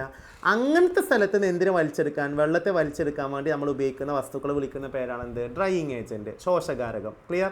നേരത്തെ നമ്മൾ അമോണിയ പഠിച്ചില്ലേ, അമോണിയൻ്റെ കൂടെ എന്തും ഉണ്ടായി, വാട്ടർ വേപ്പർ, വെള്ളം ഉണ്ടായി. പക്ഷേ ഇത് തമ്മിൽ എന്ത് ചെയ്തിട്ടില്ലായിരുന്നു, രാസപ്രവർത്തനത്തിൽ ഏർപ്പെട്ടില്ല, അഥവാ കെമിക്കൽ റിയാക്ഷനിൽ പങ്കെടുത്തിട്ടില്ല.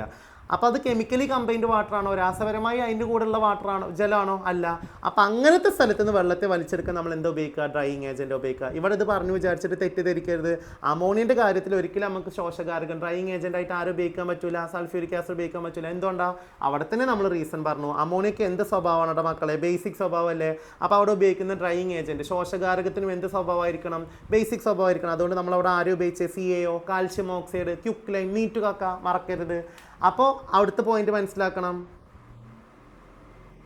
എന്താ അടുത്ത പോയിന്റ് മനസ്സിലാക്കണ്ടേ, ഇവിടെ നമ്മൾ ഉപയോഗിക്കുന്ന ഡ്രൈയിങ് ഏജൻറ്റ് ശോഷകാരക ആരാണ്, നമ്മൾ സൾഫ്യൂരിക് ആസിഡ് അല്ലേ. അപ്പോൾ സൾഫ്യൂരിക് ആസിഡാണ് നമ്മൾ ശോഷകാരകമായിട്ട് ഉപയോഗിക്കുന്നതെങ്കിൽ അത് എവിടെ ഉപയോഗിക്കാൻ പറ്റുള്ളൂ, അസിഡിക് സ്വഭാവമുള്ള സ്ഥലങ്ങളിൽ എന്ത് ചെയ്യാൻ പറ്റുള്ളൂ, ഉപയോഗിക്കാൻ പറ്റുള്ളൂ. അപ്പോൾ നമുക്കിവിടെ അടുത്ത എക്സാമ്പിൾ പഠിക്കേണ്ടത് ആരൊക്കെയാണ് നമ്മുടെ എക്സാമ്പിൾ. ഒന്ന് ഞാൻ പറഞ്ഞ കാർബൺ ഡൈ ഓക്സൈഡ്. അപ്പോൾ കാർബൺ ഡൈ ഓക്സൈഡ് എന്ത് സ്വഭാവമുണ്ട്, അസിഡിക് സ്വഭാവമുണ്ട്. അടുത്തത് HCl, SO2 ഇങ്ങനെയുള്ള സാധനങ്ങളൊക്കെ നിർമ്മിക്കുന്ന സമയത്ത് ഇവർക്കൊക്കെ എന്ത് സ്വഭാവമുള്ള ആൾക്കാരാണ്, അസിഡിക് നേച്ചർ സ്വഭാവമുള്ള ആൾക്കാരാണ്. അപ്പോൾ അവിടെ ശോഷകാരകമായിട്ട് ഡ്രൈയിങ് ഏജൻ്റായിട്ട് നമ്മൾ ആരും ഉപയോഗിക്കും, സൾഫ്യൂരിക് ആസിഡ്. അപ്പോൾ എന്താ ഡ്രൈയിങ് ഏജൻറ്റ്, ഒരു ഗ്യാസ്, ഒരു വാതകത്തിൻ്റെ കൂടെ ഒരു പദാർത്ഥത്തിൻ്റെ കൂടെ ജലാംശം കാണപ്പെടും, അല്ലെങ്കിൽ വാട്ടറിൻ്റെ പ്രസൻസ് ഉണ്ടാവും. പക്ഷേ അത് കെമിക്കലി കമ്പൈൻഡ് അല്ല, അത് രാസപരമായി സംയോജിച്ച വെള്ളമല്ല.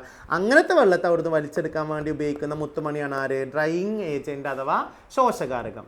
അപ്പോൾ പിന്നെ നമ്മുടെ മെയിൻ സാധനത്തിലോട്ട് പോവാം. ആരാണ് അപ്പോൾ ഈ പറഞ്ഞ സോ കോൾഡ് നിർജ്ജലീകാരി അല്ലെങ്കിൽ ഡീഹൈഡ്രേറ്റിംഗ് ഏജൻറ്റ് ആരാടാ. ഡീഹൈഡ്രേറ്റിംഗ് ഏജൻറ്റ് എന്ന് പറഞ്ഞാൽ നമ്മളൊരു വസ്തു എടുത്തു കഴിഞ്ഞാൽ, അല്ലെങ്കിൽ ഒരു പദാർത്ഥം, ഒരു സബ്സ്റ്റൻസ് എടുത്തു കഴിഞ്ഞാൽ അതിൻ്റെ ഉള്ളിൽ എന്തുണ്ടാവും, വെള്ളം ഉണ്ടാവും. ആ വെള്ളം ഒന്നെങ്കിൽ അതിൻ്റെ കൂടെ കെമിക്കലി കമ്പൈൻഡ് ആണ്, അതിൻ്റെ കൂടെ രാസപരമായി സംയോജിച്ച വെള്ളമാണ്, അല്ലെങ്കിൽ അതിനകത്ത് വെള്ളം ഉണ്ടാവില്ല, പകരം ആരുണ്ടാവും, ഹൈഡ്രജനും ഓക്സിജനും ഉണ്ടാവും. എന്തിൻ്റെ അംശബന്ധത്തിൽ, വെള്ളത്തിൻ്റെ അതേ റേഷ്യോയിൽ, വെള്ളത്തിൻ്റെ അതേ അംശബന്ധം. ഇവിടെ വെള്ളത്തിൻ്റെ റേഷ്യോ എന്താ, 2 ഹൈഡ്രജനും 1 ഓക്സിജനും അല്ലേ. അപ്പോൾ അതിൻ്റെ റേഷ്യോ എന്താ, 2:1 അല്ലേ.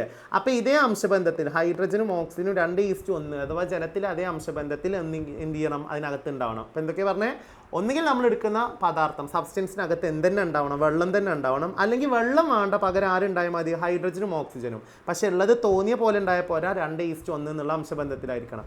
രണ്ടിനും നമുക്ക് എക്സാമ്പിൾ പഠിക്കാണ്ട് ശ്രദ്ധിച്ചോ. അപ്പോൾ ആദ്യം ഞാൻ എടുക്കുന്ന ആരാ, CuSO4, നമ്മുടെ സ്വന്തം ആളാണ് ആര്, കോപ്പർ സൾഫേറ്റ്. ഇതിൻ്റെ കൂടെ ഫോർമുല എഴുതുമ്പോൾ .5H2 ഉണ്ടാവും. ഈ .5H2 പറഞ്ഞാൽ എന്താണെന്ന് അറിയാം, ഇതിൻ്റെ കൂടെ എപ്പോഴും വെള്ളമുണ്ട്. എന്ത് വെള്ളം, ഇതിൻ്റെ കൂടെ കെമിക്കലി കമ്പൈൻഡ് രാസപരമായി സംയോജിച്ച വെള്ളമാണിത്. ഓക്കെ, അപ്പോൾ ആ വെള്ളം കൂടി ഉള്ളത് കൊണ്ടാണ് അത് എന്ത് കളർ കാണിക്കുന്നത്, പറ, ബ്ലൂ കളർ, നീല നിറം എന്ത് ചെയ്യുന്നത്, കാണിക്കുന്നത്. ഓക്കെ, ഇനി നീല നിറത്തിന് കാരണം വെള്ളമാണെന്ന് ഒരിക്കലും പറയരുത്. അത് നിങ്ങൾ ഫസ്റ്റ് ചാപ്റ്ററിൽ പഠിച്ചിട്ടുണ്ട്. അതിൻ്റെ നീല നിറത്തിന് കാരണം ആരാണ് അതിൻ്റെ നീല നിറത്തിന് കാരണം Cu2+ അയോണുകളാണ്, കോപ്പർ അയോണുകളാണ്. ഇവിടെ അടുത്ത പോയിന്റ് ഫ്രീ ആയി കിട്ടിയതാണ്, എഴുതി വെച്ചോട്ടോ. അവിടെ മറന്നിട്ടുണ്ടാവും, ഇവിടെ ഓർമ്മ ഉണ്ടാവണം.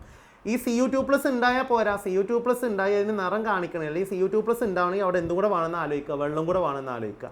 അപ്പോൾ വെള്ളം ഉണ്ടെങ്കിൽ ഇത് എന്ത് കളർ കാണിക്കുള്ളൂ, ബ്ലൂ കളർ, നീല കളർ കാണിക്കുള്ളൂ. ഇതിലോട്ട് ഞാൻ എന്ത് ഒഴിക്കുകയാണ്, കോൺസെൻട്രേറ്റഡ് സൾഫ്യൂരിക് ആസിഡ് അങ്ങോട്ട് കൊടുന്ന് ഒഴിക്കുകയാണ്. എന്ത് ഒഴിക്കാനടാ, കോൺസെൻട്രേറ്റഡ് സൾഫ്യൂരിക് ആസിഡ്. അപ്പോൾ എന്താണ് മക്കളെ സംഭവിക്കുക, ഇതെന്ത് ചെയ്യും, ഇതിത്തെ വെള്ളത്തിന് അങ്ങോട്ട് വലിച്ചെടുക്കും. അപ്പോൾ ഇതിൻ്റെ എന്ത് നിറം ഇല്ലാതാവും, ബ്ലൂ കളർ ഇല്ലാതാവും. പരീക്ഷയ്ക്ക് ചോദിക്കും, ഒരു ബീക്കറിൽ അപ്പു കുറച്ചു കോപ്പർ സൾഫേറ്റ് എടുക്കുന്നു, അപ്പുവിൻ്റെ കുന്തളിപ്പ് കാരണം അതിലോട്ട് കുറച്ച് എന്ത് ഒഴിക്കുന്നു, സൾഫ്യൂരിക് ആസിഡ് ഒഴിക്കുന്നു. എന്ത് നിരീക്ഷിക്കാം?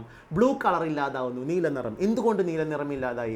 സൾഫ്യൂരിക് ആസിഡ് അവിടെ നിന്ന് വെള്ളത്തെ വലിച്ചെടുത്തു. അടുത്ത ചോദ്യം, ഇവിടെ സൾഫ്യൂരിക് ആസിഡിൻ്റെ എന്ത് സ്വഭാവമാണ് പ്രകടമായത്, എന്ത് പ്രോപ്പർട്ടിയാണ് ഇവിടെ എക്സ്പ്രസ് ആയത്? അപ്പം നിങ്ങൾ ഒരിക്കലും ഡ്രൈയിങ് പ്രോപ്പർട്ടി, ശോഷകാരക ഗുണം എഴുതരുത്. അവിടെ വെള്ളം എന്ത് വെള്ളമാണ്, അതിൻ്റെ ഒപ്പമുള്ള വെള്ളമല്ല, അതിൻ്റെ കൂടെ അതിൻ്റെ ഉള്ളിൽ കാണപ്പെടുന്ന വെള്ളത്തെയാണ് വലിച്ചെടുത്തത്. അപ്പോൾ അവിടെ എന്ത് സ്വഭാവമാണ് കാണിച്ചത്? ഡീഹൈഡ്രേറ്റിംഗ് പ്രോപ്പർട്ടി അഥവാ നിർജ്ജലീകരണ ഗുണമാണ് എന്ത് ചെയ്തത്, കാണിച്ചത്. എല്ലാം പണ്ടാരും പോട്ടെ. ഓക്കെ, അടുത്ത ശ്രദ്ധിച്ചോ. അപ്പോൾ ഇവിടെ വെള്ളം വെള്ളം നേരിട്ട് വലിച്ചെടുത്ത് പഠിച്ചില്ലേ.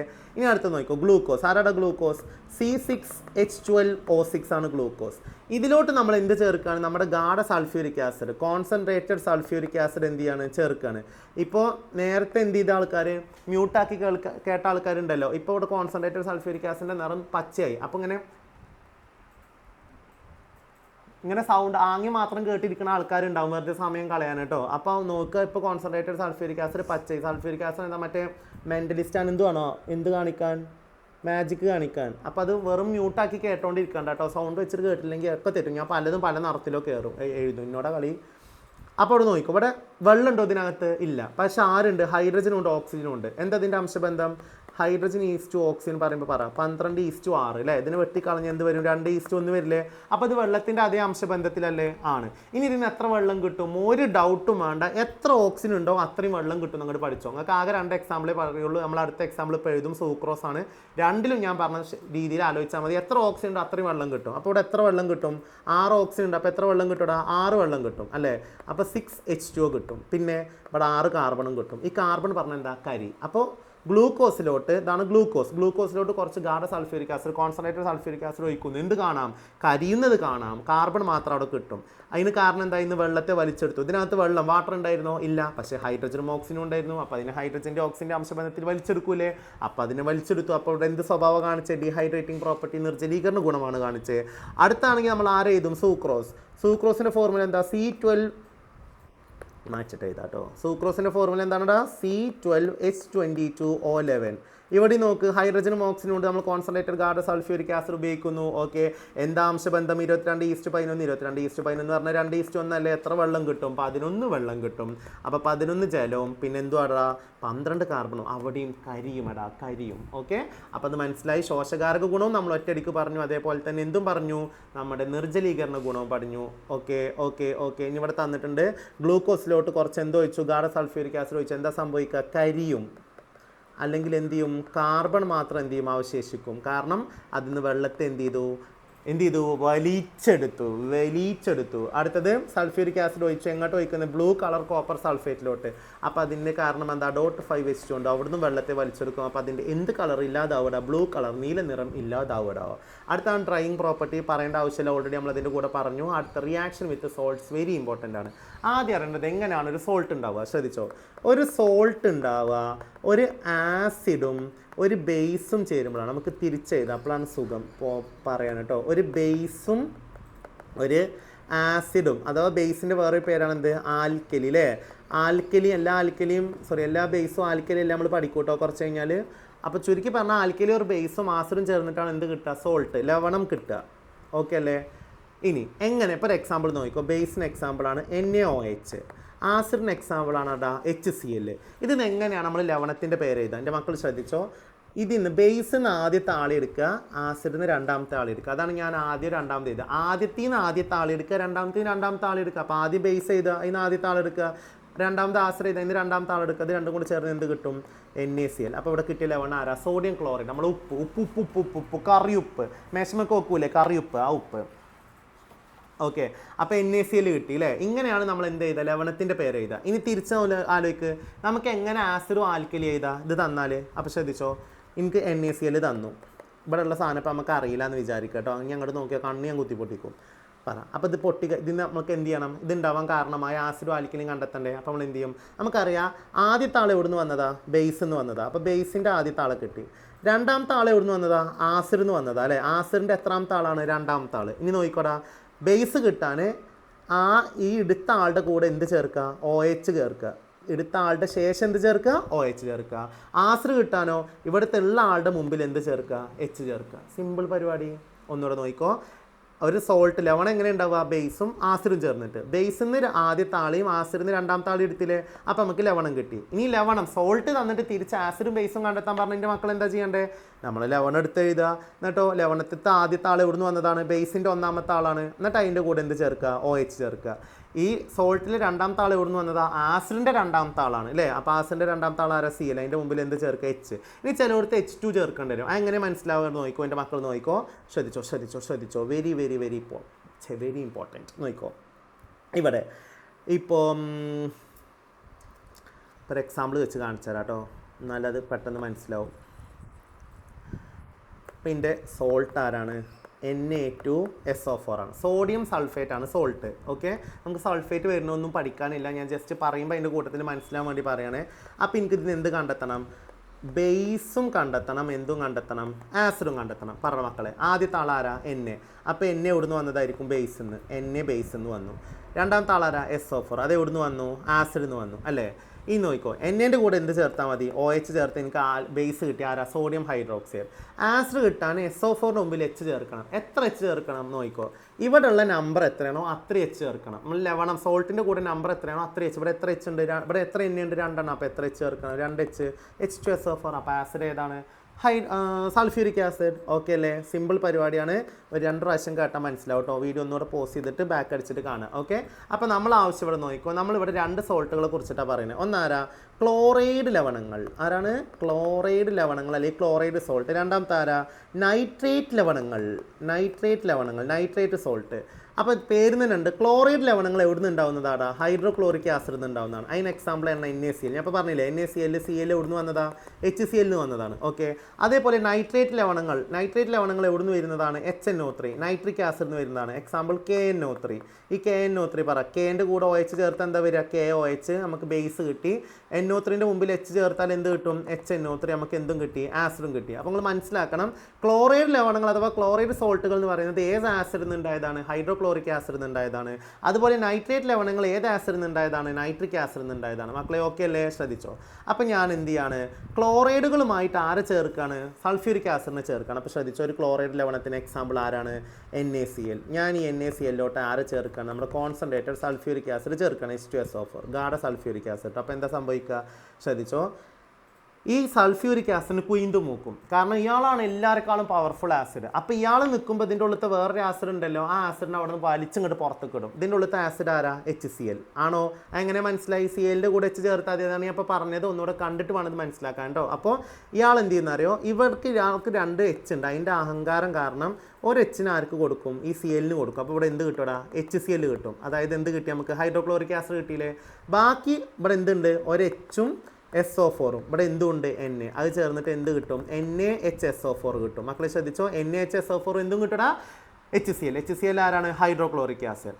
അപ്പോൾ നൈട്രേറ്റ് ആണെങ്കിലോ, നൈട്രേറ്റിന് എക്സാമ്പിൾ തന്നിട്ടുള്ളത് KNO3 ആണ്, പൊട്ടാസ്യം നൈട്രേറ്റ്. ഇതിലോട്ട് ഞാൻ ആരെ ചേർക്കുകയാണ്, കോൺസെൻട്രേറ്റഡ് ഗാഢ സൾഫ്യൂരിക് ആസിഡിനെ ചേർക്കണം. അപ്പോൾ എന്താ സംഭവിക്കുക, ഇതേപോലെ തന്നെ ഇയാൾ നോക്കുമ്പോൾ NO3 ഉണ്ട്, അയാൾക്ക് അസൂയായി കുയിന്തായി. മനസ്സിലായി, NO3 എവിടുന്ന് വന്നതാ, HNO3. അപ്പോൾ അയാൾ പറയും, അങ്ങനെ ഇപ്പം അതിൻ്റെ ഉള്ളിൽ ഞാൻ ഇവിടെ ഉണ്ടാകുമ്പോൾ നെളിഞ്ഞിരിക്കണ്ടെന്ന് പറഞ്ഞിട്ട് ഇന്ന് ആരെ പിടിച്ചിട്ട് പുറത്തേക്ക് എടുക്കും, പറയാം ഒരു H-നെ ഇങ്ങോട്ട് കൊടുത്തിട്ട് ആരെ പുറത്തേക്ക് എടുക്കും, HNO3നെ പുറത്തേക്ക് എടുക്കും. ആരെ പുറത്തേക്ക് എടുക്കടാ, HNO3 പുറത്തേക്ക്. ഞാൻ ചെരിഞ്ഞിരുന്ന് കാണിച്ചു തരാം കേട്ടോ, എൻ്റെ തലൻ്റെ മേലെയാണ്. ബാക്കിയോ നേരത്തെ പറഞ്ഞ പോലെ തന്നെ ഒരു H-ഉം SO4 ഉണ്ട്, K-യും ഉണ്ട്. അപ്പോൾ ഇത് ചേർന്നിട്ട് എന്ത് കിട്ടും, KHSO4 കിട്ടും. എന്ത് കിട്ടും, KHSO4. ക്ലിയർ. അപ്പോൾ ഇത് നിങ്ങൾ മനസ്സിലാക്കേണ്ട കാര്യം എത്രേ ഉള്ളൂ, സൾഫ്യൂരിക് ആസിഡ് ആരുമായി പ്രവർത്തിച്ചാൽ നമ്മുടെ ക്ലോറൈഡുകളുമായി പ്രവർത്തിച്ചാൽ അവിടുന്ന് ഏത് ആസിഡിനെ ആദേശം ചെയ്യും, ഡിസ്പ്ലേസ് ചെയ്യും, ഹൈഡ്രോക്ലോറിക് ആസിഡിനെ ഡിസ്പ്ലേസ് ചെയ്യും, ആദേശം ചെയ്യും. അതുപോലെ തന്നെ സൾഫ്യൂരിക് ആസിഡ് ആരുമായി പ്രവർത്തിച്ചാൽ, നൈട്രേറ്റുകളുമായി പ്രവർത്തിച്ചാൽ അവിടുന്ന് ഏത് ആസിഡിനെ ഡിസ്പ്ലേസ് ചെയ്യും, ഏത് ആസിഡിനെ ആദേശം ചെയ്യും, നൈട്രിക് ആസിഡിനെയും ആദേശം ചെയ്യും. അപ്പോൾ ചുരുക്കി പറഞ്ഞാൽ ഹൈഡ്രോക്ലോറിക് ആസിഡും നൈട്രിക് ആസിഡും ഉണ്ടാക്കാൻ വേണ്ടി നമുക്ക് ഈ രീതി ഉപയോഗിച്ചൂടെ. എങ്ങനെ, പരീക്ഷയ്ക്ക് ചോദിക്കും, അപ്പു ഒരു പണിയില്ലാത്തൊരു ജന്തു ഉണ്ടല്ലോ, അപ്പു അല്ലെങ്കിൽ അമ്മു ആയിരിക്കും കേട്ടോ. ഇവർ 2 ആൾ അപ്പുമാരും അമ്മമാരും ക്ഷമിക്കുക. ഓക്കെ, അപ്പോൾ അപ്പുക്കുട്ടൻ എന്ത് ചെയ്യുന്നു, ലാബിലോട്ട് പോകുന്നു. വെറുതെ ഒരു പണിയില്ലാത്തതുകൊണ്ട് ലാബ് പോയിട്ട് എന്തെടുക്കും, കുറച്ച് നൈട്രേറ്റ് ലവണം എടുക്കും, അല്ലെങ്കിൽ നൈട്രേറ്റ് സോൾട്ട് എടുക്കും എന്ന് പറയും. എന്നിട്ട് പറയും, ഇതിൽ നിന്ന് എന്ത് നിർമ്മിക്കണം, നൈട്രിക് ആസിഡ് നിർമ്മിക്കണം, പക്ഷേ ലാബിൽ സൾഫ്യൂരിക് ആസിഡ് മാത്രമേ ഉള്ളൂ. എങ്ങനെ നിർമ്മിക്കും? എങ്ങനെ നിർമ്മിക്കുക? ഈ നൈട്രേറ്റ് ലവണത്തിലോട്ട് എന്ത് ചേർക്കുക? ഗാഢ sulphuric acid, concentrated sulphuric acid ചേർക്കുക. അപ്പോൾ കോൺസെൻട്രേറ്റഡ് സൾഫ്യൂരിക് ആസിഡ് ഇതിൽ നിന്ന് ആരാദേശം ചെയ്യും? ആരെടുത്ത് പുറത്തിടും? നമ്മുടെ നൈട്രിക് ആസിഡിന് എടുത്തിട്ട് എന്ത് ചെയ്യും? പുറത്തിടും അല്ലേ. അപ്പോൾ നമുക്ക് എന്ത് കിട്ടും? HNO3 നൈട്രിക് ആസിഡ് കിട്ടും. അപ്പോൾ ഇതിൻ്റെ ഒരു ഉപയോഗം എന്താ? നൈട്രിക് ആസിഡ് അതുപോലെ തന്നെ ഹൈഡ്രോക്ലോറിക് ആസിഡ്, ഈ 2 ആസിഡുകൾ നിർമ്മിക്കാൻ വേണ്ടിയിട്ട് നമുക്ക് എന്ത് ഉപയോഗിക്കടാ? ഈ രീതി ഉപയോഗിക്കാം. ഓക്കെ അല്ലേ? സെറ്റ് അല്ലേ? അടുത്തത് oxidising nature of sulphuric acid. Sulphuric acid നല്ലൊരു ഓക്സികാരിയാണ് അഥവാ ഓക്സിഡൈസിങ് ഏജൻ്റ് ആണ്. അപ്പോൾ ആദ്യം ശ്രദ്ധിച്ചോ, ഓക്സിഡൈസിങ് ഏജൻറ്റിന് എന്താ നടക്കുക പറ, അല്ലെങ്കിൽ ഓക്സിഡൈസിങ് ഏജൻറ്റ് എന്താണ് ഉണ്ടാക്കുക? ഓക്സീകരണം അല്ലെങ്കിൽ ഓക്സിഡേഷൻ ഉണ്ടാക്കും. ക്ലിയർ അല്ലേ? പക്ഷേ ഇയാൾക്ക് എന്താ നടക്കുക എന്നറിയോ? ഇയാൾക്ക് റിഡക്ഷൻ, നിരോക്സീകരണമാണ് നടക്കുക. മക്കൾ ഒന്നുകൂടെ ശ്രദ്ധിച്ചോ, ഒന്നുകൂടെ സിമ്പിളാക്കി പറഞ്ഞുതരാൻ നോക്കിക്കോ. എൻ്റെ കയ്യിൽ ഓക്സിഡൈസിങ് ഏജൻറ്റ് ഉണ്ട് അഥവാ ഓക്സികാരി ഉണ്ട്. അതേപോലെ തന്നെ എൻ്റെ കയ്യിൽ എന്തുണ്ട്? റെഡ്യൂസിങ് ഏജൻറ്റ് ഉണ്ട് അഥവാ എന്തുണ്ട്? നിരോക്സീകാരി ഏജൻ്റാണ് അല്ലേ. LIC ഏജൻറ്റ് എന്തെടുപ്പിക്കാനാണ് വരിക? LIC എടുക്കാനാണ് വരിക. പക്ഷേ LIC ഏജൻറ്റ് എപ്പോഴെങ്കിലും LIC എടുത്തുക്കണോ നിങ്ങൾ ചോദിക്കണോടാ. അങ്ങനത്തെ ചോദ്യങ്ങളൊക്കെ ചോദിക്കണം തിരിച്ച് പറയുമ്പോൾ. ടീച്ചർ നിങ്ങളോട് ഹോംവർക്ക് എഴുതിക്കണോ ചോദിക്കുമ്പോൾ ടീച്ചർ ഹോംവർക്ക് എഴുതിയെന്നോ എന്ന് പണ്ട് ചോദിക്കണം. അങ്ങനെ എൻ്റെ അടുത്ത് ചോദിക്കരുത് കേട്ടോ, വേറെല്ലാവരോട് ചോദിക്കണം. അപ്പോൾ ഓക്സികാരി ഓക്സിഡൈസിങ് ഏജൻറ്റ്, നിരോക്സികാരി റെഡ്യൂസിങ് ഏജൻറ്റ് പേരിൽ തന്നെ ഉണ്ട്. ഇയാൾ എന്താ ഉണ്ടാക്കുക? ഓക്സീകരണം ഉണ്ടാക്കും അഥവാ ഓക്സിഡേഷൻ ഉണ്ടാക്കും. ഇയാളപ്പോൾ എന്താ ഉണ്ടാക്കുക? ഇയാൾ നിരോക്സീകരണം ഉണ്ടാക്കും അഥവാ റിഡക്ഷൻ ഉണ്ടാക്കും. ഓക്കെ അല്ലേ? ആർക്ക്? ഇയാളൊപ്പമുള്ള ആൾക്കാർക്ക്. അപ്പോൾ ഓക്സികാരി ഒപ്പമുള്ള ആൾ എന്ത് ചെയ്യും? ഓക്സീകരിക്കും, ഓക്സിഡേഷൻ നടത്തും.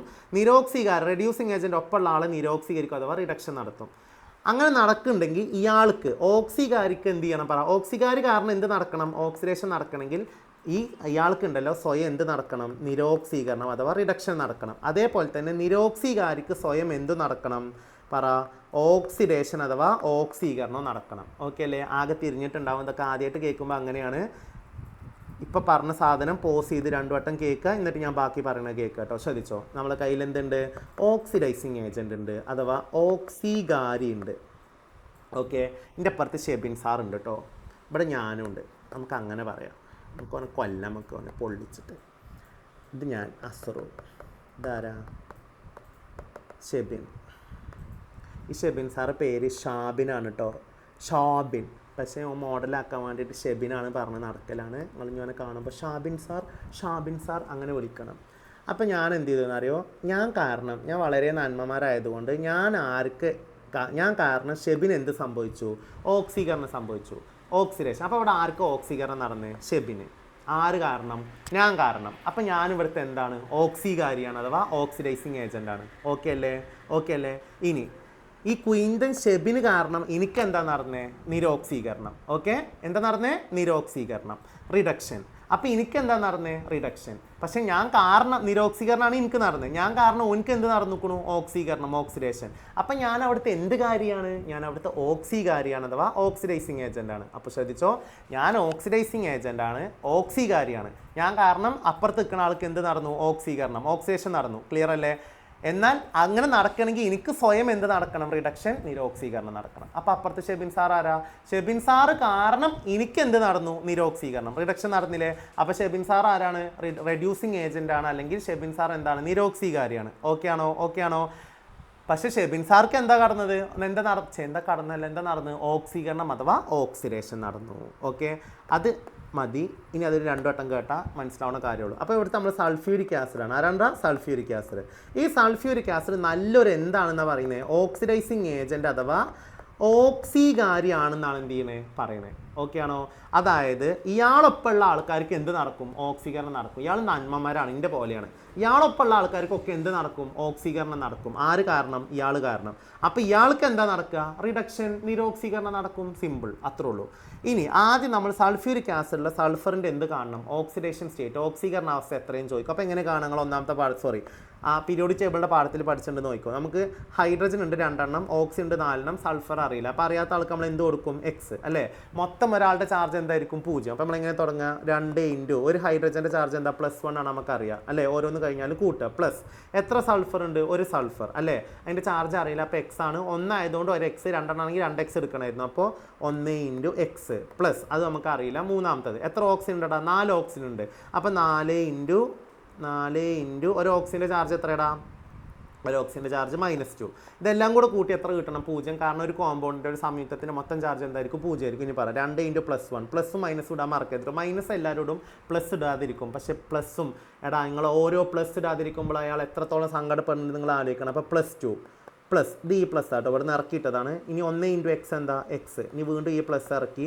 4 ഇൻറ്റു -2 എന്താ? -8 = 0. ഇനി പ്ലസ് ഉള്ളവരൊക്കെ അപ്പുറം പോകുമ്പോൾ മൈനസ് ആവും, മൈനസ് ഉള്ളവരൊക്കെ അപ്പുറം വരുമ്പോൾ പ്ലസ് ആവും. അങ്ങനെ അങ്ങോട്ടും ഇങ്ങോട്ടും കൊണ്ടുപോകാം. അപ്പോൾ നമുക്ക് ആകെ ആവശ്യമുള്ളത് ആരാ? എക്സ്. എക്സിന് ഇവിടെ നിർത്തി. അപ്പോൾ എക്സ് = പറ ഈ -8 അപ്പുറം പോകുമ്പോൾ എന്താവും? +8 ആവും. ഈ +2 അപ്പുറം പോകുമ്പോൾ എന്താവും? -2 ആവും. ഇനി ഇതൊക്കെ 1ാം ക്ലാസ് പഠിക്കണമായിരുന്നു.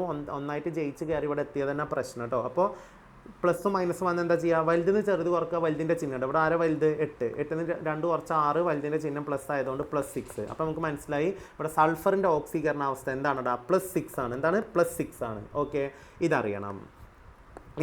ഇനി എന്താ ഓക്സീകരണം? പറ. എന്താണ് ഓക്സിഡേഷൻ അല്ലെങ്കിൽ ഓക്സീകരണം? എന്താണ്? ഇലക്ട്രോണിന് എന്ത് ചെയ്യണം? വിട്ടുകൊടുക്കണം. ഇലക്ട്രോൺ എന്ത് ചെയ്യണം? വിട്ടുകൊടുക്കണം. അപ്പോൾ അയാൾക്ക് എന്ത് ചാർജ് കൂടും? പോസിറ്റീവ് ചാർജ് എന്ത് ചെയ്യും? കൂടും. ഓർമ്മ ഉണ്ടാവണം കേട്ടോ. ഒന്നുകൂടെ ശ്രദ്ധിച്ചോ, ഒന്നുകൂടെ ശ്രദ്ധിച്ചോ. ഓക്സീകരണം അഥവാ ഓക്സിഡേഷൻ എന്ന് പറഞ്ഞാൽ എന്താണ്? അയാൾ ഇലക്ട്രോണിനെ ഡൊണേറ്റ് ചെയ്യും, ഇലക്ട്രോണിനെ എന്ത് ചെയ്യും? വിട്ടുകൊടുക്കും. അപ്പോൾ അയാൾക്ക് പോസിറ്റീവ് ചാർജ് എന്ത് ചെയ്യും? കൂടും. പോസിറ്റീവ് ചാർജ് എന്ത് ചെയ്യും? ഇൻക്രീസ് ചെയ്യും, കൂടും. കാരണം ഇലക്ട്രോൺ എന്താ? നെഗറ്റീവ്. അപ്പോൾ നെഗറ്റീവ് പോയി കഴിഞ്ഞാൽ പോസിറ്റീവ് കൂടുന്ന ആലോചിക്കുക.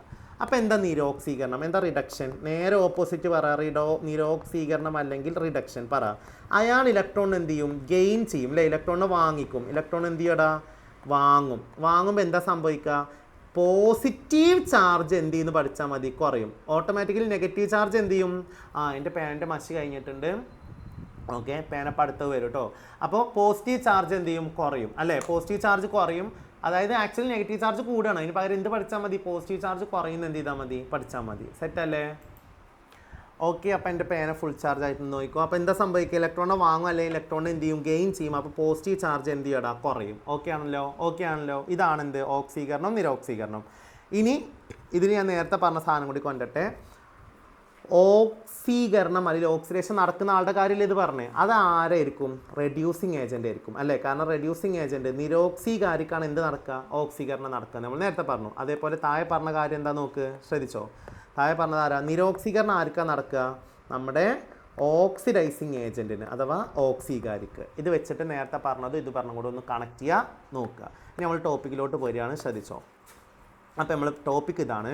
നമ്മുടെ സൾഫ്യൂരിക് ആസിഡ് നല്ലൊരു ഓക്സിഡൈസിങ് ഏജൻ്റാണ് അഥവാ ഓക്സീകാരിയാണ്. ഓക്കെ, ശ്രദ്ധിച്ചോ. അപ്പോൾ ആദ്യം അതറിയേണ്ടത് ഇയാൾ ലോഹങ്ങൾ അഥവാ മെറ്റൽസിനെയും എന്ത് ചെയ്യും? ഓക്സീകരിക്കും. അതേപോലെ തന്നെ എന്തും ചെയ്യത്തറേ അലോഹങ്ങൾ അഥവാ നോൺ മെറ്റൽസിനെയും എന്ത് ചെയ്യും? ഓക്സീകരിക്കും. ഓക്കെ, രണ്ടിന് എക്സാമ്പിൾ നമുക്ക് പഠിക്കാണ്ട് ശ്രദ്ധിച്ചോ. ആദ്യം ഇയാൾ ഓക്സീകരിക്കുന്ന ലോഹമാണ്, കോപ്പറാണ്. ആരാണ്? കോപ്പർ. കോപ്പറിൻ്റെ കൂടെ സൾഫ്യൂരിക് ആസിഡ് എന്ത് ചെയ്യാണ്? റിയാക്ട് ചെയ്യാണ്. അപ്പോൾ ശ്രദ്ധിച്ചോ, സൾഫ്യൂരിക് ആസിഡ് ഇയാൾ ഇവിടുത്തെ എന്ത് ഏജൻ്റാണ്? ഓക്സീകാരിയാണ് അഥവാ ഓക്സിഡൈസിങ് ഏജൻ്റാണ്. ഇയാൾ കാരണം ഒപ്പമുള്ള ആൾക്കാർക്കാണ് എന്ത് നടക്കുക? ഓക്സീകരണം നടക്കുക. ഓക്കെ, ഇനി നോക്കിക്കോ. അപ്പോൾ ഇവിടെ എന്തൊക്കെ കിട്ടും ആദ്യം എഴുതുക. കോപ്പർ സൾഫേറ്റ് കിട്ടും, സൾഫർ ഡയോക്സൈഡ് കിട്ടും, പിന്നെ എന്തും കിട്ടും? വാട്ടറും കിട്ടും. ഓക്കെ അല്ലേ? ശ്രദ്ധിച്ചോ. ഇനി നോക്കിക്കോ. ഒരാൾ ഒറ്റയ്ക്ക് ഇരിക്കുമ്പോൾ അയാളുടെ ചാർജ് എപ്പോഴും എന്താണ്? 0. എത്ര മെയിൻ ആയിട്ടുള്ള ആൾക്കാരാണെങ്കിലും ശരി, ഒറ്റയ്ക്ക് ഇരിക്കുമ്പോൾ വലിയ പവറൊന്നും ഉണ്ടാവില്ല. അപ്പോൾ അയാളുടെ ചാർജ് 0ആണ്. ഇനി ഇവിടെ എത്തിയപ്പോൾ കോപ്പർ സൾഫേറ്റ് എന്തായി മാറി? CU എന്തായി മാറി? കോപ്പർ സൾഫേറ്റ് ആയില്ലേ. അതിൽ SO4ൻ്റെ ചാർജ് -2 ആണെങ്കിൽ കോപ്പറിൻ്റെ ചാർജ് എന്തായിരിക്കും? +2 ആയിരിക്കും. അപ്പോൾ എൻ്റെ മക്കൾ നോക്കിയേ, കോപ്പർ 0ൽ നിന്ന് എവിടെ എത്തിയടാ? +2ലെത്തി അല്ലേ. പറ. പോസിറ്റീവ് ചാർജ് എന്ത് ചെയ്തിരിക്കുകയാണ്? കൂടിയിരിക്കുകയാണ്. യെസ്, പോസിറ്റീവ് ചാർജ് എന്ത് ചെയ്തു? കൂടി. എപ്പോഴാണ് പോസിറ്റീവ് ചാർജ് കൂടുക? ഇലക്ട്രോണിന് കൊടുക്കുമ്പോൾ. അപ്പോൾ അതിനർത്ഥം ഇയാൾ ഇലക്ട്രോണിന് കൊടുത്തിട്ടുണ്ടാവില്ലേ? ഇലക്ട്രോണിനെ ഡൊണേറ്റ് ചെയ്തിട്ടുണ്ടാവില്ലേ? ഇലക്ട്രോൺ വിട്ടുകൊടുത്തിട്ടുണ്ടാവും. അതായത് ഇയാൾക്ക് എന്ത് നടന്നടാ? ഓക്സീകരണം അഥവാ ഓക്സിഡേഷൻ നടന്നു. ആര് കാരണം? നമ്മുടെ പാവം സൾഫ്യൂരിക് ആസിഡ് കാരണം. ഓക്കെ ആണോ? എൻ്റെ മക്കൾക്ക് ഓക്കെ ആണോ? ഓക്കെ ആവണം. അപ്പോൾ സൾഫ്യൂരിക് ആസിഡ് ഇവിടെ എന്തായി പ്രവർത്തിച്ചു? ഓക്സിഡൈസിങ് ഏജൻറ്റ്, ഓക്സികാരിയായി പ്രവർത്തിച്ചു. ഇവിടെ ഓർക്കണം, കോപ്പറിനുണ്ടായ ചാർജിലെ ചേഞ്ച് ചോദിക്കും. കോപ്പറിലെ ചേഞ്ച് എന്താണ്? കോപ്പർ 0യിൽ നിന്ന് എവിടെ എത്തി? കോപ്പർ +2 എന്ത് ചെയ്തു? എത്തി. ഓക്കെ അല്ലേ? അപ്പോൾ കോപ്പർ എത്ര ഇലക്ട്രോൺ വിട്ടുകൊടുത്തിട്ടുണ്ടാവും? ഇവിടെ 2 ഇലക്ട്രോണുകൾ വിട്ടുകൊടുത്തിട്ടുണ്ടാവും. Note the point. അടുത്തത് സൾഫ്യൂരിക് ആസിഡ് ആരെയാണ് ഓക്സീകരിക്കുന്നത്? അലോഹങ്ങൾ ഓക്സീകരിക്കുന്നതിന് എക്സാമ്പിൾ തന്നിട്ടുള്ളത് നമ്മുടെ ടെക്സ്റ്റിൽ തന്നിട്ടുള്ള കാർബൺ ആണ്. കാർബണും സൾഫ്യൂരിക് ആസിഡും തമ്മിൽ പ്രവർത്തിക്കുകയാണ്. അപ്പോൾ എന്താ സംഭവിക്കുക? നേരത്തെ കോപ്പർ സൾഫേറ്റ് ഉണ്ടായതിന് പകരം ഇവിടെ കാർബൺ ഡൈ ഓക്സൈഡ് ഉണ്ടാവും. പിന്നെ എന്തും ഉണ്ടാവും? സൾഫർ ഡൈ ഓക്സൈഡ് ഉണ്ടാവും. പിന്നെ എന്തുണ്ടാവും? വാട്ടർ. ഈ സാധനങ്ങൾ നിങ്ങൾ മൈൻഡ് ആക്കേണ്ടതിനൊന്നും ഇവിടെ പ്രത്യേകിച്ച് ഉപകാരമൊന്നുമില്ല കേട്ടോ. ഓക്കെ, ചോദിച്ചോ. ഇവിടെയും കാർബൺ പാവം ഒറ്റയ്ക്ക് മെയിനായിട്ട് ഇരിക്കുന്നു. അപ്പോൾ ഒറ്റയ്ക്ക് ഇരിക്കുമ്പോൾ പവറൊന്നുമില്ല, ചാർജ് 0 ആണ്. ഇവിടെ എന്ത്? CO2 ആയില്ലേ? CO2ലെ കാർബണിൻ്റെ പവർ എങ്ങനെ കാണുക? ചാർജ് എങ്ങനെ കാണുക? ഓക്സിഡേഷൻ സ്റ്റേറ്റ് എങ്ങനെ കാണുക? പവർ എത്ര കാണുക? ചാർജ് എങ്ങനെ കാണും? പറഞ്ഞുകൊണ്ട് തന്നെ ഇരിക്കുക അല്ലേ ഞാൻ? അപ്പോൾ എത്ര കാർബൺ, എത്ര ഓക്സിജൻ ഉണ്ട്? 2 എണ്ണം. അപ്പോൾ 2 × ഒരു ഓക്സിജൻ്റെ ചാർജ് എന്തായിരിക്കും? അത് കാണില്ല, മേലെ ഇത് 2 × ഒരു ഓക്സിജൻ്റെ ചാർജ് -2. ഇനി അറിയാത്ത ആളാരാ? X. അപ്പോൾ +X = 0. 2 × -2 എന്താ? -4 പ്ലസ് ആരാ? X. കാർബണിൻ്റെ ചാർജാണ് X കേട്ടോ. X = 0. അപ്പോൾ X കാണണമെങ്കിൽ എന്ത് ചെയ്യണം? ഈ -4 അപ്പുറം പോകണം. -4 അപ്പുറം പോകുമ്പോൾ എന്താവും? +4 ആവും. അപ്പോൾ ഇവിടെ കിട്ടി നമുക്ക് കാർബണിൻ്റെ ചാർജ് ഇവിടെ എന്താണെടാ? +4 ആണ്. അപ്പോൾ എൻ്റെ മക്കൾ കാർബൺ 0-ന് എവിടെ എത്തിയടാ? +4 എത്തി. 0-ന് +4 എത്തി പറഞ്ഞാൽ വീണ്ടും പോസിറ്റീവ് ചാർജ് കൂടിയിരിക്കുന്നു ഗൈസ്. പോസിറ്റീവ് ചാർജ് കൂടി അല്ലേ? പോസിറ്റീവ് ചാർജ് കൂടി. എന്തുകൊണ്ട് പോസിറ്റീവ് ചാർജ് കൂടി? ഇലക്ട്രോണിന് വിട്ടുകൊടുത്തത് കൊണ്ട്. ലോസ് ഇലക്ട്രോൺ, കഷ്ടപ്പെട്ട് ഇലക്ട്രോണ് വിട്ടുകൊടുത്ത് നേടിയതാണ് ആ പോസിറ്റീവ് ചാർജ്. അപ്പോൾ ഇലക്ട്രോൺ വിട്ടുകൊടുത്ത് അഥവാ എന്ത് നടന്നു? ഓക്സീകരണം അഥവാ ഓക്സിഡേഷൻ നടന്നു. ഇത് ഓക്കെ ആണോ? ഇത് ഓക്കെ ആവണം നിങ്ങൾക്ക്, കാരണം 110ാമത്തെ വട്ടമാണ് ഞാനത് പറയുന്നത്. അപ്പോൾ ഇതിനെന്ത് നടന്നു? ഓക്സീകരണം അഥവാ ഓക്സിഡേഷൻ നടന്നു. ആര് കാരണം? പാവം സൾഫ്യൂരിക് ആസിഡ് കാരണം. വീണ്ടും സൾഫ്യൂരിക് ആസിഡ് തൻ്റെ കഴിവ് തെളിയിച്ചിരിക്കുന്നതാ. സൾഫ്യൂരിക് ആസിഡ് എന്താണ്? ഒരു നല്ല ഓക്സിഡൈസിങ് ഏജൻ്റ് ആണ്, ഒരു ഓക്സികാരിയാണ്. ഇത് ഓക്കെ അല്ലേ? ഇനി ഇവിടെ അഡീഷണലി അപ്പോൾ ഇവിടെ കോപ്പറിൽ ഉണ്ടാവുന്ന കാർബണിൻ്റെ ചേഞ്ച് എന്താ? കാർബൺ 0യിൽ നിന്ന് എവിടെ എത്തി? കാർബൺ +4 അതായത് കാർബൺ എത്ര ഇലക്ട്രോൺ വിട്ടുകൊടുത്തു? 4 ഇലക്ട്രോണുകൾ വിട്ടുകൊടുത്തിട്ടുണ്ടാവും. ഇനി ഇവിടെ എക്സ്ട്രാ ഓർക്കേണ്ട ഒരു കാര്യം ടെക്സ്റ്റിൽ പറയുന്നില്ല, എന്നാലും ഞാൻ അതിൻ്റെ ഒരു സമാധാനത്തിന് ഇത്രയും പറയുമ്പോൾ അതിൻ്റെ കൂട്ടത്തിൽ പറയുകയാണ്. ഇവിടെ സൾഫറിൻ്റെ ചാർജ് എന്തായിരുന്നു? +6 ആയിരുന്നു. എപ്പോൾ? സൾഫ്യൂരിക് ആസിഡ് നമ്മൾ നേരത്തെ കണ്ടെത്തിയില്ലേ? ആ സൾഫർ ഇവിടെ എന്തായി? SO2 ആയി. നേരത്തെ നോക്ക്, ഒരു ഓൻ്റെ ചാർജ് -2 ആണ്. അപ്പോൾ 2 ഓൻ്റെ ചാർജ് എന്തായിരിക്കും? -4. അപ്പോൾ എസിൻ്റെ ചാർജ് എന്താവണം? അത് ബാലൻസ് ചെയ്യണമെങ്കിൽ +4. അപ്പോൾ അവിടെ നോക്ക്, സൾഫർ +6-ന് എവിടെ എത്തി? +4 നോക്കണം കേട്ടോ. സൾഫർ എവിടെ എത്തി? +6-ന് +4. അതായത് അതിൻ്റെ പോസിറ്റീവ് ചാർജ് കുറഞ്ഞു. പോസിറ്റീവ് ചാർജ് കുറഞ്ഞു മീൻസ് എന്താ? ഇലക്ട്രോണോ വാങ്ങി. അതായത് ആൾക്ക് എന്ത് നടന്നു? നിരോക്സീകരണം, റിഡക്ഷൻ നടന്നു. കാരണം അയാൾ അവിടെ എന്ത് ഏജൻ്റാണ്? Oxidising agent, ഓക്സികാരിയാണ്. അവർക്ക് എന്ത് നടക്കും? നമ്മൾ നേരത്തെ പഠിച്ചിട്ടുണ്ട്, റിഡക്ഷൻ, നിരോക്സീകരണം നടക്കും. 2 ഇലക്ട്രോൺ മറ്റാൾ കൊടുത്തു, ഇയാൾ 2 ഇലക്ട്രോൺ വാങ്ങി. ഇത് താഴെ നമുക്ക് തെളിയിക്കാൻ പറ്റും. നോക്കിക്കോ, താഴെ സ്ഥലമില്ലെങ്കിൽ ഞാൻ അവിടെ കുത്തിക്കൊളിച്ചിട്ടെങ്കിലും പറയും. നോക്കിക്കോ, ഇവിടെ സൾഫറിൻ്റെ ചാർജ് എന്തായിരുന്നു? +6 ആയിരുന്നു. ഇവിടെ എത്തിയപ്പോൾ SO2 ആയി. SO2ൻ്റെ ചാർജ് എന്താ? +4 ആണ്. +6-ന് +4 വീണ്ടും അതിൻ്റെ ചാർജ് കുറഞ്ഞടാ. അപ്പം നിങ്ങൾക്ക് തോന്നും ഇവിടെ 4 കൊടുത്തിട്ടില്ലേ, ഇവിടെ എത്ര വാങ്ങുന്നുള്ളൂ? 2 വാങ്ങുന്നു. അങ്ങനെയല്ല, ഇത് 2 സൾഫർ ഉണ്ട്. അപ്പോൾ 2 സൾഫറും കൂടെ 2 എന്ത് ചെയ്തോളും? വാങ്ങിക്കോളും. നിങ്ങൾ ഭാരിച്ച കാര്യങ്ങളെക്കുറിച്ച് ആലോചിക്കേണ്ട. ഓക്കെ, അപ്പോൾ നമ്മൾ ഓക്സീകരണ ഗുണവും എന്ത് ചെയ്തു? പറഞ്ഞു. സൾഫ്യൂരിക് ആസിഡ് നല്ലൊരു ഓക്സികാരിയാണടാ, അഥവാ നല്ലൊരു ഓക്സിഡൈസിങ് ഏജൻ്റ് ആണ്. ഓക്കെ, അടുത്ത ടോപ്പിക് ബേസിസിറ്റി ഓഫ് ആസിഡ്സ്. ശ്രദ്ധിച്ചോ, ബേസിറ്റി ഓഫ് ആസിഡ്സ്. അതെന്ത് കുന്താന്ന് ആലോചിക്കണ്ട. ബേസിറ്റി ബേസും ആസിഡും അല്ലേ നോക്കണ്ട. അങ്ങനെയല്ല, ആസിഡുകളുടെ ഒരു പ്രത്യേകതയാണ് ബേസിസിറ്റി. ആസിഡുകളുടെ ബേസികതയാണ് നമ്മൾ അടുത്ത് പറയാൻ പോകുന്നത്. ഇതും 9ാം ക്ലാസ്സിൽ നിന്ന് എടുത്തിട്ട് 10 കിട്ടു. ഇതെവിടെ ആവശ്യമുണ്ട്? +1 ആവശ്യമുണ്ട്. ടെക്സ്റ്റ് ഉണ്ടാക്കിയ ആളുകൾ പൊട്ടന്മാരല്ല. ഓല് ചില്ലറ കളികളൊന്നും അല്ല അതുകൊണ്ട് ഉദ്ദേശിക്കുന്നത്. ടെക്സ്റ്റും ടഫാണ്, എക്സാമും ടഫാണ്. പഠിക്കാത്തവരൊക്കെ മൂഞ്ചി തിരിഞ്ഞിട്ട് കരയേണ്ടി വരും, മോങ്ങി തീർക്കേണ്ടി വരും. വേണമെങ്കിൽ പഠിച്ചോ, വേണമെങ്കിൽ ശ്രദ്ധിച്ചോ, ഓർമ്മ ഉണ്ടാവണത്. ഓക്കേടാ, അപ്പം നമ്മൾ നമ്മുടെ ബേസിറ്റി ഓഫ് ആസിഡ്സ്. ഓക്കെ, അപ്പോൾ ബേസിറ്റി അഥവാ ബേസികത എന്ന് പറയുന്നത് ആസിഡുകളുടെ സ്വഭാവമാണ്, അല്ലാണ്ട് ആരുടെ അല്ല? ബേസുകളുടെ എല്ലാം എന്ന് ഓർമ്മ ഉണ്ടാവണം കേട്ടോ. സിമ്പിളായിട്ട് പറയാം, നമ്മൾ ഒറ്റയടിക്ക് പറഞ്ഞു പോകാൻ ശ്രദ്ധിച്ചോ. നമ്മൾ ആസിഡുകൾ എക്സാമ്പിൾ പറയുകയാണ്. HCl, HNO3, അടുത്ത ആരാ? H2SO4, H3PO4. അടുത്തത് ഇതിൻ്റെ ഇടയിൽ ഒരാളും കൂടെ എഴുതാം. ശ്രദ്ധിച്ചു, സീന് ശ്രദ്ധിച്ചോ. നമ്മുടെ H2SO4, പിന്നെ ആരാണ്? H2CO3, പിന്നെ നമ്മുടെ H2C2O4, പിന്നെ ഒരാളും കൂടെ നമ്മുടെ H3PO4. ഓക്കെ, ശ്രദ്ധിച്ചോ. ഇവരൊക്കെ ആസിഡുകളാണ്. ഈ ആസിഡുകൾ വെള്ളത്തിൽ ലയിക്കുമ്പോൾ കേട്ടോ, വാട്ടറിൽ ഡിസോൾവ് ചെയ്യുന്ന സമയത്ത് അയോണുകളായിട്ട് മാറും. അങ്ങനെ അയോണുകളായി മാറുന്ന ആ പ്രോസസ്സിന് വിളിക്കുന്ന പേരാണ് അയോണൈസേഷൻ അല്ലെങ്കിൽ അയോണീകരണം.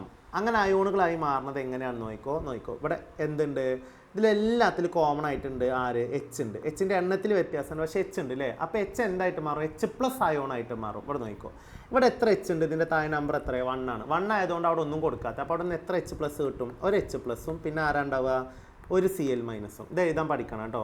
അടുത്ത HNO3 ഇവിടെ എത്ര എച്ച് ഉണ്ട്, ഒരു എച്ച്. അപ്പോൾ എച്ച് പ്ലസും NO3ൻ്റെ എത്ര NO3 ഉണ്ട്, ഒരു NO3, അതിൻ്റെ ചാർജ് എന്താ, -1. ഈ പ്ലസും എന്ന് പറഞ്ഞാൽ +1ഉം -1 ആണ് ഓർമ്മ ഉണ്ടാവണം കേട്ടോ. ഇനി ഇതെങ്ങനെയാണ് കണ്ടെത്താന്ന് ഞാൻ നേരത്തെ പറഞ്ഞു. ഒന്നുകൂടെ ഞാൻ ജസ്റ്റ് സൈഡിൽ എഴുതി കാണിച്ചു തരാൻ ശ്രദ്ധിച്ചു. ഒരു എക്സാമ്പിൾ, Fe2O3 ആണ് ഞാൻ എന്ത് ചെയ്യുന്നത്, ഡി അയോണായി മാറുന്നത് വിചാരിച്ചോ. അപ്പോൾ ഇവിടുന്ന് എങ്ങനെ കിട്ടുമെന്ന് നോക്കിക്കോ, ശ്രദ്ധിച്ചോട്ടോ. Fe2O3 അല്ലേ ഞാൻ പറഞ്ഞ് ശ്രദ്ധിച്ചോ, താഴെ കാണിക്കാം. ഇവിടെ എത്ര Fe ഉണ്ട്, 2 Fe. അപ്പോൾ 2 Fe. ആദ്യത്തെ ആളുടെ ചാർജ് എപ്പോഴും പ്ലസ് ആയിരിക്കും. ഓക്കെ, അതവിടെ നിൽക്കട്ടെ. ഇനി എത്ര ഓക്സിജൻ ഉണ്ട്, 3 ഓക്സിജൻ, 3 ഓക്സിജൻ. രണ്ടാമത്തെ ആളുടെ ചാർജ് എപ്പോഴും മൈനസ് ആയിരിക്കും. ഇനി പ്ലസ് എത്രയും മൈനസ് എത്രയെന്ന് അറിയേണ്ടത് നോക്കിക്കോ. ഇതിൻ്റെ ചാർജ് ഇതിൻ്റെ എണ്ണം ഇതിൻ്റെ ചാർജായിട്ടും ഇതിൻ്റെ എണ്ണം ഇതിൻ്റെ ചാർജായിട്ടും കൊടുക്കുക. അപ്പോൾ ഇവിടെ എഫിൻ്റെ എണ്ണം എത്ര, 2. അത് ആരുടെ ചാർജ് ആയിരിക്കും, ഓക്സിൻ്റെ ചാർജ്. അപ്പോൾ എന്താ, -2. ശ്രദ്ധിച്ചോ, -2. ഓക്സിജൻ എണ്ണം എത്രയാടാ, 3. അത് ആരുടെ ചാർജ് ആയിരിക്കും, എഫിൻ്റെ ചാർജ് ആയിരിക്കും. അപ്പോൾ അത് എത്രയാണ്, അത് +3. എത്രയാണ്ടാ, +3. ഓക്കെ, ശ്രദ്ധിച്ചോ, സെറ്റല്ലേ. അങ്ങനെയാണ് നമ്മൾ എന്ത് കണ്ടെത്തുക, അയോണുകളെ കണ്ടെത്തുക. അപ്പോൾ ഇവിടെ നോക്കിക്കോ, ഇവിടുത്തെ നമ്മുടെ കേസിൽ എച്ചിൻ്റെ നമ്പർ 1 ആണ്, NO3ൻ്റെ നമ്പർ എത്രയാണ്, 1 ആണ്. അതുകൊണ്ടാണ് നമ്മൾ ഇതിൻ്റെ രണ്ടിൻ്റെയും ചാർജ് +1ഉം -1ഉം കൊടുത്തത്.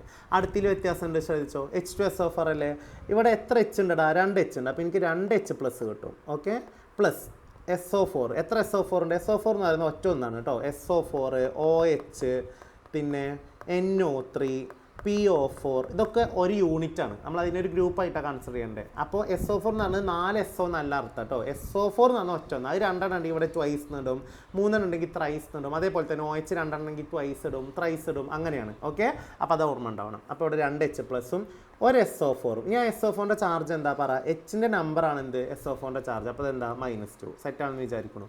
അടുത്ത H2CO3 പറ. ഇവിടെ എത്ര എച്ച് ഉണ്ട്, 2 H ഉണ്ട്. അപ്പോൾ 2 H പ്ലസും പിന്നെ എന്ത് കിട്ടും, CO3ൻ്റെ ചാർജ് ഇതേപോലെ തന്നെ. ഇവിടെ എന്താ, 2 ആണ്. ഇത് ഇങ്ങോട്ട് പോകുമ്പോൾ എന്താവും, -2. അടുത്തത് H2CO3. ഇത് വെരി ഇമ്പോർട്ടൻ്റ് ആണ്. ഇതിൻ്റെ പേരാണ് ഓക്സാലിക് ആസിഡ് കേട്ടോ.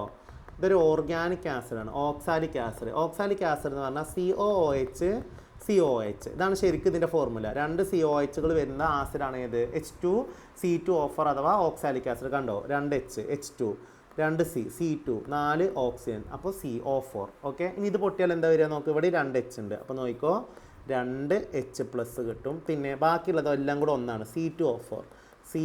അതിൻ്റെ ചാർജ് എന്താ, E2 -2. ഓക്കെ, അടുത്തത് H3PO4 ആണ് പൊട്ടണേ. അവിടെ നോക്കിക്കോ മക്കളെ, നോക്കിക്കോ എത്ര 3 ഉണ്ടടാ, എത്ര H ഉണ്ട്, 3 H ഉണ്ട്.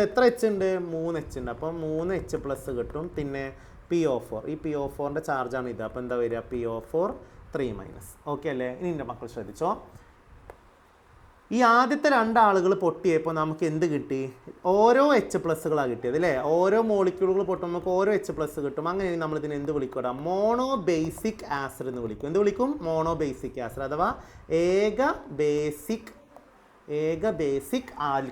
ആസിഡുകൾ എന്ന് വിളിക്കും. ഓക്കെ അല്ലേ. ഇനി അടുത്ത 3 എണ്ണം, ഈ 3 എണ്ണം നോക്ക് പൊട്ടുമ്പോൾ എത്ര H പ്ലസ് കിട്ടുന്നുണ്ട്, 2 H പ്ലസ് കിട്ടണം. അപ്പോൾ നമ്മൾ എന്ത് വിളിക്കും, ദ്വിബേസിക ആസിഡുകൾ അഥവാ ഡൈബേസിക് ആസിഡ് എന്ന് വിളിക്കും. അപ്പോൾ മൂന്നാമത്തിലോ ഇത് പൊട്ടിയപ്പോൾ നമുക്ക് എത്ര H പ്ലസ് കിട്ടി, 3 H പ്ലസ് കിട്ടി. അങ്ങനെ 3 H പ്ലസ് കിട്ടുമ്പോൾ നമ്മൾ അതിനെ ത്രിബേസിക ആസിഡ് അഥവാ ട്രൈബേസിക് ആസിഡ്സ് എന്ന് വിളിക്കും. ഓക്കെ, അപ്പോൾ എന്താണ് മോണോബേസിക്, എന്താ ഡൈബേസിക്, എന്താ ട്രൈബേസിക്, എന്താണ് ഏകബേസിക് ആസിഡ്, എന്താണ് ദ്വിബേസിക് ആസിഡ്, എന്താണ് ത്രിബേസിക് ആസിഡ് എന്ന് മനസ്സിലായില്ലേ, മനസ്സിലായി.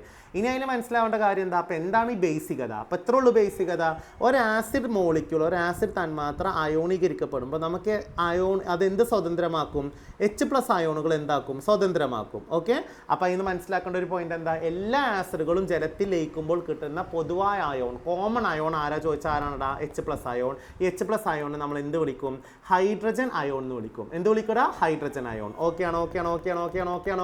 ഓക്കെ ആണോ, ശ്രദ്ധിച്ചോ. അപ്പോൾ ഏതൊരു ആസിഡ് ജലത്തിൽ ലയിച്ചാൽ നമുക്ക് എന്ത് കിട്ടൂടാ, H പ്ലസ് അയോണുകൾ കിട്ടും. അപ്പോൾ എല്ലാ ആസിഡിലുള്ള കോമൺ അയോണുകൾ ആരാണ് പറ, H പ്ലസ് അയോണുകളാണ്.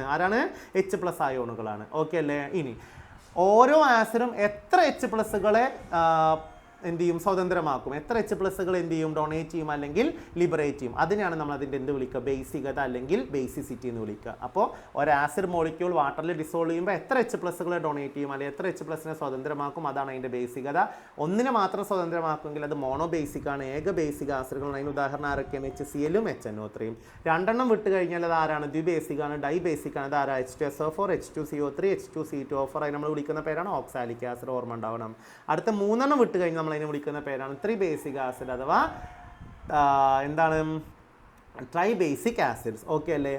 അപ്പോൾ ഇത് മനസ്സിലാക്കേണ്ട ഒരു പോയിന്റ് എന്താണ്, പറ, ഏതൊരു ആസിഡ് ജലത്തിൽ ഡിസോൾവ് ചെയ്താലും ജലത്തിൽ ലയിച്ചാലും അവിടെ നിന്ന് കിട്ടുന്ന പൊതുവായ അയോൺ, കോമൺ അയോൺ ആരാണ്, H+ അയോൺ അഥവാ ഹൈഡ്രജൻ അയോൺ ആണ്. ഇനി അവിടെ നമുക്ക് ഇതിൻ്റെ ഇക്വേഷൻസ് എഴുതാൻ തന്നിട്ട് പറ. HNO3 അവരിനെ തന്നിട്ടുണ്ട്, HNO3 പൊട്ടിയപ്പോൾ ഒരു H+ ഒരു NO3- കിട്ടും. HCl പൊട്ടി എന്താ കിട്ടുക, പറ. HCl പൊട്ടിയ ഒരു H+ ഒരു Cl- കിട്ടും. ഓക്കെ, HBr പൊട്ടിയാലോ ഒരു H+ ഒരു Br- കിട്ടും. HF പൊട്ടിയാലോ ഒരു HF പൊട്ടിയാൽ ഒരു H+ ഒരു F- കിട്ടും. ഓക്കെ, അപ്പോൾ ഇതൊക്കെ എന്താണ്, മോണോ ബേസിക് ആസിഡ്സ് അഥവാ ഏക ബേസിക ആസിഡുകളാണ്.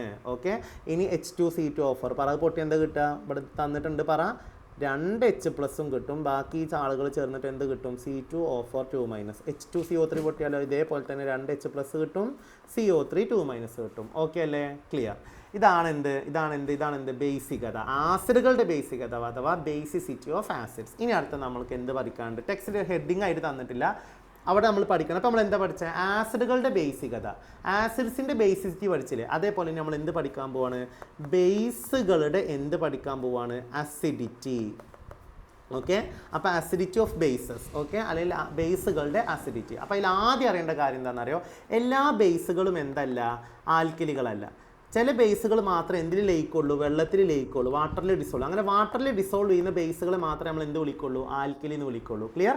The bases which dissolve in water are only known as alkali. അപ്പോൾ വെള്ളത്തിൽ ലയിച്ചാലേ ഇവർ എന്തായിട്ട് മാറുള്ളൂ, അയോണുകളായിട്ട് എന്ത് ചെയ്യുള്ളൂ, മാറുള്ളൂ. അപ്പോൾ നമ്മൾ ഇനി എന്താ പഠിക്കാൻ പോണേ, ഇവർ ഏത് അയോണാണ് പുറത്തു വിടുക, എത്ര അയോൺ എന്ത് ചെയ്യും, പുറത്തു വിടും. അപ്പോൾ ശ്രദ്ധിച്ചോ, ഫസ്റ്റ് എക്സാമ്പിൾ സോഡിയം ഹൈഡ്രോക്സൈഡ് ആണ്. ആരാണ്, NaOH. ഓക്കെ, ഈ NaOH-ന് എന്ത് ചെയ്യാണ്, വെള്ളത്തിൽ ഡിസോൾവ് ചെയ്യണം. അപ്പോൾ ഇത് എന്തായി മാറടാ, അയോണായി മാറും. അയോണായി മാറുന്ന പ്രവർത്തനത്തിൻ്റെ പേരെന്താണ്, അയോണീകരണം. എന്താണ്, അയോണൈസേഷൻ. അങ്ങനത്തെ അയോണുകളായി മാറുമ്പോൾ നോക്കിക്കോ, ഇവിടെ ആരുണ്ട്, ആദ്യത്തെ ആൾ ആരാ, Na. അപ്പോൾ അതിൻ്റെ ചാർജ് എന്തായിരിക്കും, പ്ലസ്. ഇതും 1 ഇതും 1 അല്ലേ, അപ്പോൾ +1. ഇനി രണ്ടാമത്തെ ആളാരാ, OH. എത്ര OH ഉണ്ട്, ഒരു OH. അപ്പോൾ ഒരു OH, ആ OH എന്ത് ചെയ്യും, അതിൻ്റെ ചാർജ് എന്താ, -1. അടുത്ത നോക്കിക്കോ, KOH. അടുത്ത ആൽക്കലിയാണ് ആര്, KOH. അവിടെ നോക്ക്, K+ഉം OH- കിട്ടും. ഓക്കെ അല്ലേ. അടുത്ത നമ്മൾ എടുക്കുകയാണ്, ഇപ്പോൾ ആരെടുക്കുന്നത്, CaOH twice എടുക്കണം ഞാൻ, CaOH twice. അവിടെ നോക്ക്, അപ്പോൾ Caൻ്റെ ചാർജ് എന്താ വരിക, ഇതിൻ്റെ എണ്ണം. അപ്പോൾ Ca+2. ഇനിയോ എത്ര OH ഉണ്ട്, 2 OH-. നേരത്തെ പറഞ്ഞ പോലെ തന്നെ ഏതൊരു ആസിഡ് എടുക്കുമ്പോഴും അത് അയോണായി മാറുമ്പോൾ H+ അയോൺ കിട്ടും എന്ന് പറഞ്ഞു. അതേപോലെ ഏതൊരു ആൽക്കലി എടുത്താലും അത് അയോണായി മാറുന്ന സമയത്ത് എന്ത് അയോൺ കിട്ടുക, OH- അയോൺ. അപ്പോൾ നമ്മൾ എന്താ മനസ്സിലാക്കേണ്ടത്, ആൽക്കലികൾ ജലത്തിൽ ലയിക്കുമ്പോൾ വാട്ടർ ഡിസോൾവ് ചെയ്യുമ്പോൾ കിട്ടുന്ന കോമൺ അയോൺ, പൊതുവായ അയോൺ ആരാണ്, പറ, OH- അയോണുകളാണ്. ആരാണ്, OH. ഇതിൻ്റെ പേരെന്താ, മറ്റേത് ഹൈഡ്രജൻ അയോണാണ്, ഇത് ഹൈഡ്രോക്സൈഡ് അല്ലെങ്കിൽ ഹൈഡ്രോക്സിൽ അയോൺ. ഹൈഡ്രോക്സൈഡ് അയോൺ അല്ലെങ്കിൽ ഹൈഡ്രോക്സിൽ അയോൺ. അപ്പോൾ ആൽക്കലികളുടെ പൊതുവായ അയോൺ ആരാണ്, ഹൈഡ്രോക്സൈഡ് അയോൺ ആണ്. ഓക്കെ, അപ്പോൾ ഇത് വെച്ചിട്ട് നമ്മളൊരു കോൺസെപ്റ്റ് പഠിക്കുകയാണ്. അതാണ് എന്ത്, അറീനിയസ് കോൺസെപ്റ്റ്. ആരാണടാ, അറീനിയസ് കോൺസെപ്റ്റ് അല്ലെങ്കിൽ അറീനിയസ് തത്വം. അറീനിയസ് എന്ന് പറയുന്ന സയൻറ്റിസ്റ്റ് കണ്ടെത്തിയത്, ആസിഡുകൾ ഏതൊരു ആസിഡുകളാണെങ്കിലും അത് ജലത്തിൽ വാട്ടറിൽ ഡിസോൾവ് ചെയ്യുന്ന സമയത്ത് എന്ത് അയോണുകളെ സ്വതന്ത്രമാക്കും, H+ അയോണുകൾ എന്താക്കി മാറ്റും, സ്വതന്ത്രമാക്കും അല്ലെങ്കിൽ ലിബറേറ്റ് ചെയ്യും. അങ്ങനെയുള്ള ആളുകളാണ് എന്ത് വിളിക്കുക, ആസിഡ് എന്ന് വിളിക്കുക. അപ്പോൾ എന്താണ് ആൽക്കലി അല്ലെങ്കിൽ ബേസുകൾ എവിടെ ഡിസോൾവ് ചെയ്യുമ്പോൾ, വെള്ളത്തിൽ വാട്ടറിൽ ഡിസോൾവ് ചെയ്യുമ്പോൾ അവർ OH- അയോൺ അഥവാ ഹൈഡ്രോക്സൈഡ് അയോണുകൾ എന്ത് ചെയ്യും, സ്വതന്ത്രമാക്കും അഥവാ ലിബറേറ്റ് ചെയ്യും. അവരാണ് ആൽക്കലി അല്ലെങ്കിൽ ബേസുകൾ. ഓക്കെ, ഇപ്പോൾ ഈ പറഞ്ഞ ആസിഡ് ബേസ് കണ്ടെത്താനുള്ള ഈ ക്രൈറ്റീരിയ കണ്ടീഷൻ ഉണ്ടല്ലോ, ഇതാണ് അറീനിയസ് തത്വം അല്ലെങ്കിൽ അറീനിയസ് പ്രിൻസിപ്പിൾ എന്ന് പറയുന്നത്. ഓക്കെ ആണോ, ഓക്കെ ആവണം. അടുത്ത വെരി ഇമ്പോർട്ടൻറ്റ്, നമ്മളിപ്പോൾ എന്തിൻ്റെയൊക്കെ പ്രൊഡക്ഷൻ പഠിച്ചു, പറ. സൾഫ്യൂരിക് ആസിഡിൻ്റെ പ്രൊഡക്ഷൻ പഠിച്ചു, അമോണിയൻ്റെ പ്രൊഡക്ഷൻ പഠിച്ചു. ഇനി നമ്മൾ ആരുടെ പ്രൊഡക്ഷൻ പഠിക്കാൻ പോകുന്നത്, ഇതിൽ അടുത്ത പ്രധാനപ്പെട്ട ടോപ്പിക്കാണ് ആര്, സോഡിയം ഹൈഡ്രോക്സൈഡ്. ശ്രദ്ധിച്ചോ, സോഡിയം ഹൈഡ്രോക്സൈഡ് നമ്മൾ ഉണ്ടാക്കുക സോഡിയം ക്ലോറൈഡിൻ്റെ ജലീയ ലായനി ഉപയോഗിച്ചാണ്, അഥവാ aqueous solution of NaCl, concentrated aqua solution of NaCl, sodium ക്ലോറൈഡിൻ്റെ ഗാഢ ജലീയ ലായനി. ഇത് നമ്മൾ വിളിക്കുന്ന പേരാണെന്ത്? ബ്രെയിൻ അല്ല കേട്ടോ, നമ്മളൊരു സ്നേഹം മൂത്ത് അങ്ങനെ ചെയ്തിട്ട് ബ്രെയിൻ അല്ല, ബ്രൈൻ സൊല്യൂഷൻ. ഓക്കെ, അഥവാ ബ്രൈൻ ലായനി. ബ്രൈൻ ലായനി അഥവാ ആരാണ്? Brine solution. ഓക്കെ ആണ്. ഇത് ഉപയോഗിച്ചിട്ടാണ് നമ്മൾ എന്ത് നിർമ്മിക്കുക? നമ്മുടെ സോഡിയം ഹൈഡ്രോക്സൈഡ് നിർമ്മിക്കുക. ഈ സോഡിയം ഹൈഡ്രോക്സൈഡ് നിർമ്മിക്കുന്ന ഈ നിർമ്മാണ രീതിനെ വിളിക്കുന്ന പേരാണെന്ത്? ക്ലോർ ആൽക്കലി മെത്തേഡ്. എന്താണ് വിളിക്കുക? ക്ലോർ ആൽക്കലി പ്രോസസ്സ് അല്ലെങ്കിൽ ക്ലോർ ആൽക്കലി പ്രക്രിയ. ഇതുവഴിയാണ് നമ്മൾ എന്ത് നിർമ്മിക്കുക? Sodium hydroxide. ആരാണ് നമ്മുടെ സോഡിയം ഹൈഡ്രോക്സൈഡ്? NaOH. അപ്പോൾ അതിൻ്റെ കൂടെ തന്നെ ഒരു പോയിന്റ് കൂടെ ആലോചിക്കുക. ഇത് നമ്മൾ വിളിക്കുന്നതും കാസ്റ്റിക് സോഡ എന്ന് വിളിക്കും. സോഡിയം ഹൈഡ്രോക്സൈഡ് നമ്മൾ എന്ത് വിളിക്കും? Caustic soda. അപ്പോൾ ചോദ്യം ചോദിക്കും, കാസ്റ്റിക് സോഡയുടെ രാസനാമം, കെമിക്കൽ നെയിം എന്താണ്? Sodium hydroxide, NaOH. ഇത് നിർമ്മിക്കുന്ന നിർമ്മാണ രീതിയുടെ പേരെന്ത്? ക്ലോർ ആൽക്കലി പ്രക്രിയ. എന്താണ് ക്ലോർ ആൽക്കലി പ്രക്രിയ? ബ്രൈൻ സൊല്യൂഷൻ അഥവാ ബ്രൈൻ ലായനി. എന്താണ് ഈ ബ്രൈൻ ലായനി? സോഡിയം ക്ലോറൈഡിൻ്റെ ഗാഢ ജലീയ ലായനി അഥവാ aqua solution of sodium chloride, concentrated aqua solution of sodium chloride. നമ്മൾ എന്ത് ചെയ്യുന്നു? ഇലക്ട്രോലൈസിസ്, വൈദ്യുത വിശ്ലേഷണം നടത്തുന്നു. അപ്പോൾ വൈദ്യുത വിശ്ലേഷണം നടത്തുന്ന ഒരു ചിത്രം ഉണ്ട് നിങ്ങൾ ടെക്സ്റ്റിൽ. ടെക്സ്റ്റിൽ ചിത്രങ്ങൾ നോക്കണം. ഞാനിപ്പോൾ എൻ്റെ എളുപ്പത്തിന് പറയാനുള്ള എളുപ്പത്തിന് ഞാനൊരു ചിത്രം വരയ്ക്കാൻ ശ്രദ്ധിച്ചോ. ഞാനൊരു എന്തെടുത്തിട്ടുണ്ട്? വൈദ്യുത വിശ്ലേഷണം നടത്തുന്ന സ്ഥലത്ത് നമ്മൾ എന്താ വിളിക്കുക? വൈദ്യുത വിശ്ലേഷണ സെല്ല് എന്ന് വിളിക്കും അല്ലേ? വൈദ്യുത വിശ്ലേഷണ സെല്ല്. അപ്പം ഞാനിവിടെ എന്തെടുത്തിട്ടുണ്ട്? ഒരു സ്തര സെല്ലാണ് എടുത്തിട്ടുള്ളത്. എന്താണ് സ്തര സെല്ല് അല്ലെങ്കിൽ മെംബ്രെയിൻ സെല്ല്? നമ്മൾ ടെക്സ്റ്റിൽ പറയുന്നുണ്ട് എന്താണ് സ്തര സെല്ല് അല്ലെങ്കിൽ മെംബ്രെയിൻ സെല്ല്. നമ്മളൊരു സ്ഥലം ഉപയോഗിച്ച് വൈദ്യുത വിശ്ലേഷണം നടത്താൻ ഉപയോഗിക്കുന്ന സെല്ലുകൾ വിളിക്കുന്ന പേരാണ് സ്തര സെല്ല്. അല്ലെങ്കിൽ മെംബ്രെയിനുകൾ ഉപയോഗിച്ച് ഇലക്ട്രോലൈസിസ് നടത്താൻ വേണ്ടി നമ്മൾ ഉപയോഗിക്കുന്ന സെല്ലുകൾ വിളിക്കുന്ന പേരാണ് എന്ത്? മെംബ്രെയിൻ സെല്ലുകൾ അല്ലെങ്കിൽ സ്തര സെല്ലുകൾ. ഇതിന് 2 അറകളുണ്ട്. ലെഫ്റ്റ് അറ അഥവാ ഇടത്തെ അറയും അതേപോലെ തന്നെ വലത്തെ അറയും. ഈ ഇടത്തെ അറയിലൂടെ ഞാൻ ഇതിൻ്റെ ഉള്ളിലോട്ട് എന്ത് കടത്തി വിടുന്നുണ്ട്? NaCl എന്ത് ചെയ്യുന്നുണ്ട്? കടത്തി വിടുന്നുണ്ട്. ഓക്കെ, വലത്തെ അറയിൽ കൂടെ ഞാൻ എന്തും കടത്തി വിടുന്നുണ്ട്? വെള്ളം എന്ത് ചെയ്യുന്നുണ്ട്? കടത്തി വിടുന്നുണ്ട്. ശ്രദ്ധിച്ചോ. ഇനി NaCl ഇവിടെ എത്തിക്കഴിഞ്ഞാൽ എന്തായിട്ട് മാറടാ? Na+ഉം Cl- ആയി മാറും. H2 അതിനകത്ത് എത്തിക്കഴിഞ്ഞാൽ H+ഉം OH- ആവും. അല്ലെങ്കിൽ H+ന് പകരം H3O+ എന്ന് പഠിച്ചാലും മതി. ഇതാവും OH- ആവും. പിന്നെ ഈ വെള്ളത്തിന് പ്രത്യേകത ഉണ്ട്. വെള്ളം കുറച്ച് മാത്രമേ അയോണായി മാറുള്ളൂ. അപ്പോൾ വിഘടിക്കാത്ത വെള്ളം, അയോൺ ആവാത്ത എന്തും ഉണ്ടാവും? വാട്ടറും അതിനകത്ത് ഉണ്ടാവും. ഓക്കെ അല്ലേ? ഇനി നമുക്കറിയാം വൈദ്യുത വിശ്ലേഷണം നടത്തണമെങ്കിൽ ആനോഡ് വേണം, എന്ത് വേണം? കാഥോഡ് വേണം. ഇതാണ് എൻ്റെ എന്ത്? ആനോഡ്. ഓക്കെ, ഇതാണ് എൻ്റെ ആനോഡ്. നമുക്കറിയാം ആനോഡിൻ്റെ ചാർജ് എന്തായിരിക്കും? പോസിറ്റീവ് ആയിരിക്കും. ഇവിടെ എൻ്റെ എന്തുണ്ട്? കാഥോഡ്. കാഥോഡിൻ്റെ ചാർജ് എന്തായിരിക്കും? നെഗറ്റീവ് ആയിരിക്കും. ആനോഡിൻ്റെ ചാർജ് പോസിറ്റീവ്, കാഥോഡിൻ്റെ ചാർജ് നെഗറ്റീവ്. ഇനി അറിയാം ഇവിടെയുള്ള അയോണുകൾ ആരൊക്കെ? ഇപ്പുറത്ത് Na+ഉം Cl-ഉം. അപ്പോൾ നമുക്കറിയാം ആനയോൺ ആണ് എങ്ങോട്ട് പോവുക? ആനോഡിക്ക് പോവുക. Note the point, very important. Anion എങ്ങോട്ട് പോവും? അപ്പോൾ ആനയോണിൻ്റെ ചാർജ് എന്തായിരിക്കും? നെഗറ്റീവ് ആയിരിക്കും. അതുകൊണ്ടാണ് അത് എങ്ങോട്ട് പോണേ? ആനോഡിക്ക്. അവിടെ വെച്ചിട്ട് അതിന് എന്ത് നടക്കും? ഓക്സിഡേഷൻ അല്ലെങ്കിൽ ഓക്സീകരണം നടക്കും. അപ്പോൾ ഇവിടുത്തെ ആനയോൺ ആരാ? Cl- അല്ലേ? അത് എങ്ങോട്ട് പോകും? ആനോഡിക്ക് പോകും. അതിനെന്ത് നടക്കും? ഓക്സീകരണം അഥവാ ഓക്സിഡേഷൻ. എന്താ ഓക്സീകരണം എന്ന് പറഞ്ഞാൽ ഇലക്ട്രോൺ വിട്ടുകൊടുക്കും. അപ്പോൾ Cl- എങ്ങനെ ഇലക്ട്രോൺ വിട്ടുകൊടുക്കും? നമ്മൾ എങ്ങനെ ഇക്വേഷൻ ചെയ്താൽ 2 Cl- അവിടെ പോയിട്ട് 2 ഇലക്ട്രോൺ വിട്ടുകൊടുക്കും. അതെന്തായിട്ട് മാറും? ക്ലോറിൻ വാതകം. അപ്പോൾ ആനോഡിൽ കിട്ടുന്ന ഉൽപ്പന്നം, ആനോഡിൽ കിട്ടുന്ന പ്രൊഡക്റ്റ് ആരാ? ക്ലോറിൻ വാതകം. ലെഫ്റ്റ് അറയിൽ, ഇടത്തെ അറയിൽ സ്വതന്ത്രമാകുന്ന വാതകം ചോദിച്ചാലും ഏതാണ്? ക്ലോറിൻ. കാരണം അവിടെയാണ് എന്ത് നടക്കുക? ഓക്സീകരണം, ഓക്സിഡേഷൻ നടക്കുക. ഇനി നമ്മൾ ഇപ്പുറത്ത് എത്തിയാലോ? ഇപ്പുറത്ത് ആരൊക്കെ ഉണ്ട്?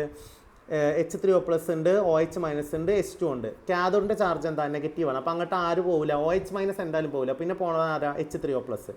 അതും പോവില്ല. പകരം ആരാ പോവുക? H2. അപ്പോൾ വലത്തെ അറ അഥവാ റൈറ്റ് ചേംബറിൽ ആര് പോവും? കാഥോഡിലേക്ക്? നമ്മുടെ H2. എന്തിനാ പോവുക? കാഥോഡിൽ വെച്ച് എന്ത് നടക്കും? നിരോക്സീകരണം, റിഡക്ഷൻ.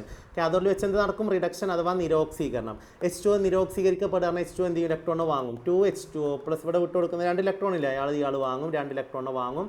വാങ്ങിക്കഴിഞ്ഞിട്ട് അയാൾ എന്തായി മാറടാ? H2 + 4 OH- ആവും. H2 ഉണ്ടാവും. ആരുണ്ടാവും? H2. അപ്പോൾ വലത്തെ അറയിൽ സ്വതന്ത്രമാവുന്ന ഗ്യാസ് ആരാണ്? വാതകാരാണ്? ഹൈഡ്രജൻ. എന്ത് വഴി? നിരോക്സീകരണം വഴി, റിഡക്ഷൻ വഴി. എവിടെ? കാഥോഡിൽ. ഓക്കെ, അപ്പോൾ ആനോഡിൽ ക്ലോറിനും കിട്ടും, കാഥോഡിൽ എന്തും കിട്ടും? ജലവും കിട്ടും, വാട്ടറും കിട്ടും. നമ്മൾ പഠിച്ചു. ആനോഡിൽ ഓക്സീകരണം, ഓക്സിഡേഷൻ വഴിയാണ്. കാഥോഡിൽ നിരോക്സീകരണം, റിഡക്ഷൻ വഴിയാണ്. ഇനി എൻ്റെ മക്കൾ നോക്കിയാൽ ഇവിടെ ബാക്കിയാവുന്ന 2 സാധനങ്ങളുണ്ട്. ആരോടും പറയാതെ മിണ്ടാണ്ടിരിക്കണം. ആര്? Na+ ഉണ്ട്, OH- ഉണ്ട്. ഈ Na+ഉം OH- കൂടെ എന്ത് ചെയ്യും? ഒരിടത്ത് വരും. ഇനി നോക്കിക്കോ, ഈ Na+കൾ ശ്രദ്ധിച്ചോ, വെരി ഇമ്പോർട്ടൻറ്റ്. ഈ Na+ അയോണുകൾ ആരോടും പറയാണ്ട് എന്ത് ചെയ്യും, ഈ സ്ഥലം എന്ത് ചെയ്യും, ക്രോസ് ചെയ്യും, മെംബ്രെയിൻ ക്രോസ് ചെയ്യും. അപ്പോൾ എൻ്റെ മക്കൾ പഠിക്കണം, ഈ സ്ഥലത്തിലൂടെ കടന്നു പോകുന്ന, മെംബ്രെയിനിലൂടെ കടന്നു പോകുന്ന ഒരേ ഒരു അയോൺ ആര് മാത്രമാണ്, നമ്മുടെ സോ കോൾഡ് Na+ അയോണുകളാണ്. ഈ Na+ അയോണുകൾ ഇപ്പുറത്തേക്ക് എത്തും, അവിടെ ആരുണ്ട്, OH- ഉണ്ട്. ഇനി മക്കൾ നോക്കിക്കോ, ഈ OH- ഇപ്പുറത്തോട്ട് വരുന്ന Na+ഉം കൂടെ ചേർന്ന് ഈ ലായനിയിൽ വെച്ചിട്ട് എന്തുണ്ടാവും, NaOH. ഇതാണ് സോഡിയം ഹൈഡ്രോക്സൈഡ്. അപ്പോൾ നമ്മൾ എന്ത് രൂപപ്പെടുത്തി, സോഡിയം ഹൈഡ്രോക്സൈഡ് നിർമ്മിച്ചു. സോഡിയം ഹൈഡ്രോക്സൈഡ് എവിടെ ഉണ്ടാവും, ഇടത്തെ അറിയില്ലോ വലത്തെ അറിയില്ലോ, ലെഫ്റ്റിലോ റൈറ്റിലോ, യെസ് റൈറ്റിൽ. എന്ത് വഴി, ഓക്സീകരണമാണോ നിരോക്സീകരണമാണോ, രണ്ടും അല്ല. ഓക്സീകരണം വഴി ക്ലോറിനും നിരോക്സീകരണം വഴി എന്തും ഉണ്ടാവുന്നുണ്ട്, ഹൈഡ്രജനും അല്ലേ. ഇനി ആനോഡിലാണോ കാഥോഡിലാണോ, അതുമല്ല. ആനോഡിൽ ക്ലോറിനാണ്, കാഥോഡിൽ ആരാ, ഹൈഡ്രജൻ. അപ്പോൾ NaOH എവിടെയാണ് ഉണ്ടാവുക, NaOH ലായനിയിൽ സൊല്യൂഷനിലാണ് ഉണ്ടാവുക. എവിടെ, ഇടത്തെ അറിയില്ലോ വലത്തെ അറിയില്ലോ, വലത്തെ അറിയിലുണ്ടാവും.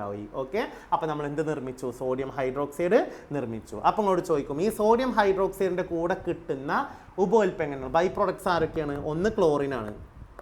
ക്ലോറിൻ എവിടെ ഉണ്ടാവുക, നമ്മുടെ ആനോഡിൽ. അടുത്തത് ആരാ, ഹൈഡ്രജൻ. ഹൈഡ്രജൻ എവിടെ ഉണ്ടാവുക, നമ്മുടെ കാഥോഡിൽ. ഓക്കെ അല്ലേ, ക്ലിയർ അല്ലേ, ക്ലിയർ ആണ്, സെറ്റാണ്. ഇനി നമുക്ക് അടുത്ത എന്താ അറിയണം, ഈ ഉണ്ടാക്കിയ സോഡിയം ഹൈഡ്രോക്സൈഡിൻ്റെ എന്താ അറിയണം, ഉപയോഗം അറിയണം. സോഡിയം ഹൈഡ്രോക്സൈഡിൻ്റെ ഉപയോഗങ്ങൾ എന്ന് പറഞ്ഞാൽ നമുക്കറിയുന്നതാണ്. വീട്ടിലൊക്കെ നിങ്ങൾ ഉണ്ടാക്കുന്ന കണ്ടിട്ടുണ്ടാവും, സോപ്പ് ഉണ്ടാക്കും നമ്മൾ വീട്ടിൽ. അങ്ങനെ സോപ്പ്, ഡിറ്റർജൻറ്റ് ഇതൊക്കെ നിർമ്മിക്കാൻ വേണ്ടിയിട്ട് നമ്മൾ എന്ത് ഉപയോഗിക്കുക, സോഡിയം ഹൈഡ്രോക്സൈഡ് നിർമ്മിക്കും. അതുപോലെ ഒരു പ്രധാന കാര്യമാണ്, നമ്മൾ അലുമിനിയത്തിൻ്റെ നിർമ്മാണം പഠിച്ചിട്ടുണ്ട് 6th ചാപ്റ്ററിൽ അല്ലേ, നമ്മൾ റിവൈസ് ചെയ്യും കേട്ടോ. അതേപോലെ ആ അലുമിനിയത്തിൻ്റെ നിർമ്മാണത്തിൽ നമ്മൾ ഫസ്റ്റ് ടൈം എന്ത് ചെയ്യണം, കോൺസെൻട്രേറ്റ് ചെയ്യണം, സാന്ദ്രീകരിക്കണം. എന്തിന്, അതിൻ്റെ ഓറിന്, അതിൻ്റെ അയിരിന്. ആരാണ് ഇതിൻ്റെ അയിര്, ബോക്സൈറ്റ് ആണ് അല്ലേ. അപ്പോൾ ആ ബോക്സൈറ്റിനെ സാന്ദ്രീകരിക്കാൻ, കോൺസെൻട്രേറ്റ് ചെയ്യാൻ വേണ്ടി നമ്മൾ ഉപയോഗിക്കുന്ന രീതിയുടെ പേര് എന്ത് ചെയ്യുന്നതാണ്, ലീച്ചിങ്. ആ ലീച്ചിങ്ങിൽ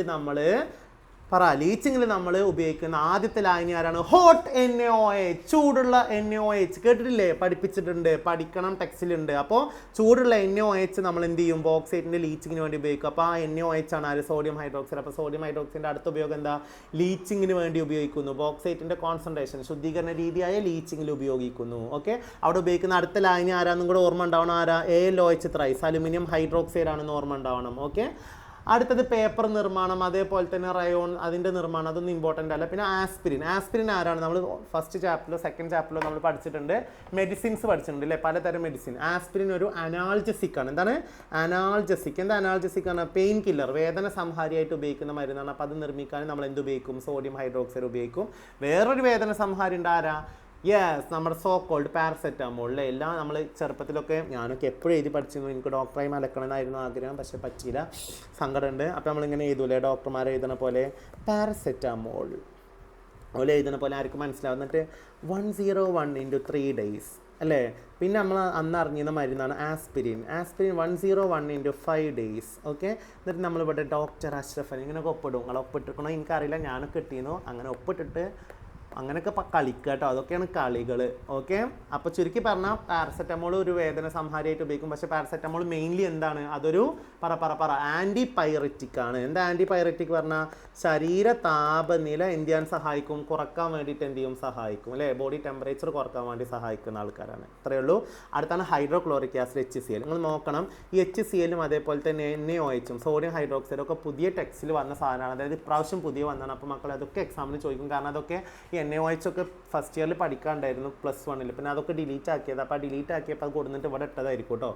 അപ്പോൾ അത് ഇമ്പോർട്ടൻ്റ് ആണ്. അവിടെ പഠിക്കേണ്ടാത്തത് അവിടെ കളഞ്ഞത് ഇവിടെ പഠിക്കാൻ വേണ്ടിയിട്ടാണ്. ഓക്കെ, അപ്പോൾ അത് ഓർമ്മ ഉണ്ടാവണം. ഇനി നമുക്ക് എന്ത് ചെയ്യാം, ഹൈഡ്രോക്ലോറിക് ആസിഡ് നിർമ്മിക്കാം. ഹൈഡ്രോക്ലോറിക് ആസിഡ് നിർമ്മിക്കുന്നതിന് പ്രത്യേകിച്ച് പേരൊന്നുമില്ല നിർമ്മാണത്തിന്.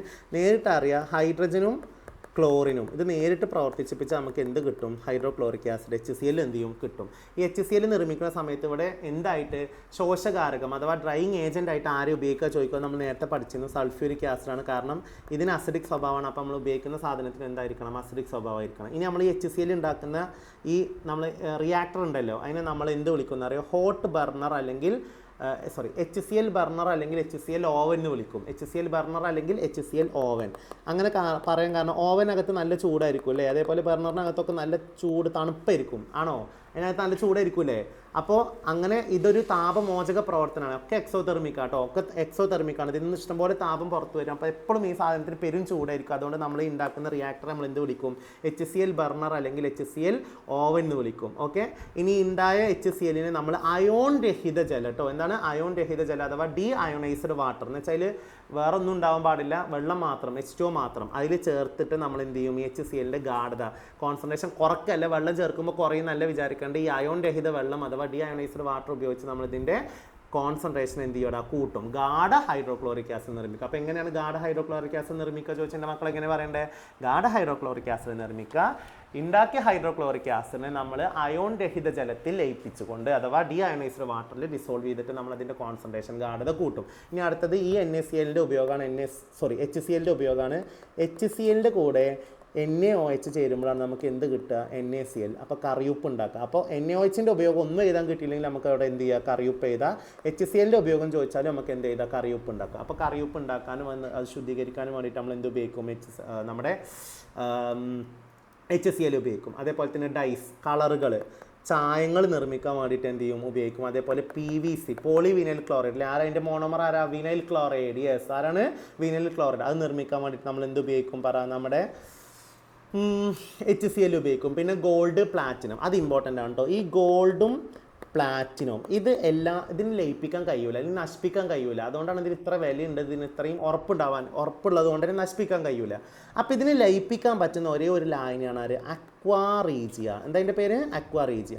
ഈ അക്വാ റീജിയ എന്ന് പറയുന്ന ലായനിൻ്റെ പ്രത്യേകത എന്താ? അതിൽ സ്വർണ്ണവും പ്ലാറ്റിനവും ലയിക്കും, ഡിസോൾവ് ചെയ്യും. അപ്പോൾ അത് ലയിപ്പിക്കുന്ന അക്വാ റീജിയ എന്ന് പറയുന്ന ലായനി നിർമ്മിക്കാൻ നമ്മൾ എന്ത് ഉപയോഗിക്കും? HCl. അതിനകത്ത് ഹൈഡ്രോക്ലോറിക് ആസിഡും നൈട്രിക് ആസിഡാണ് ഉണ്ടാവുക. അത് ഓർമ്മിക്കണം. ടെക്സ്റ്റിലില്ല, പക്ഷേ ഞാൻ ജസ്റ്റ് പറഞ്ഞു എന്ന് മാത്രം. അപ്പോൾ അക്വാ റീജിയൻ നിർമ്മിക്കാൻ വേണ്ടിയിട്ട് നമ്മൾ എന്ത് ഉപയോഗിക്കും? HCl ഉപയോഗിക്കും. എന്താ അക്വാ റീജിയൻ്റെ പ്രത്യേകത?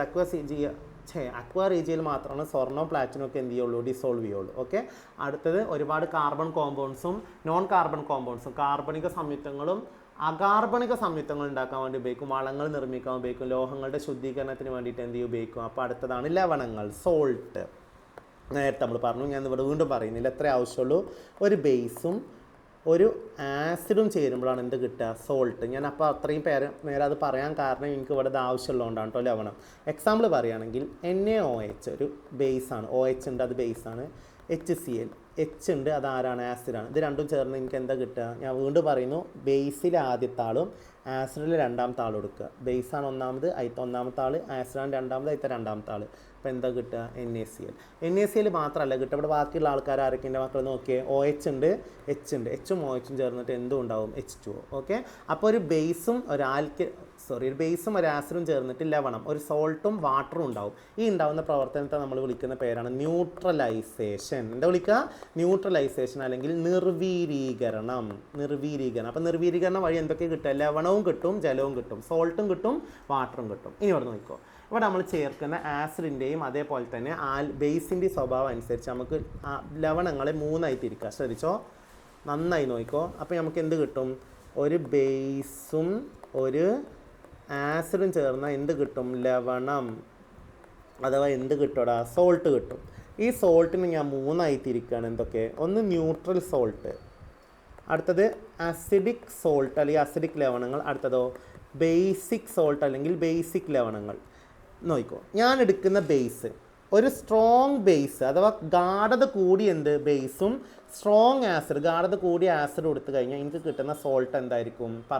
എനിക്ക് കിട്ടുന്ന സോൾട്ട് ന്യൂട്രൽ ആയിരിക്കും. അതിന് ഉദാഹരണമാണ് NaCl. കാരണം NaCl ഉണ്ടായത് NaOH എന്ന് പറയുന്ന ഗാഢത കൂടിയ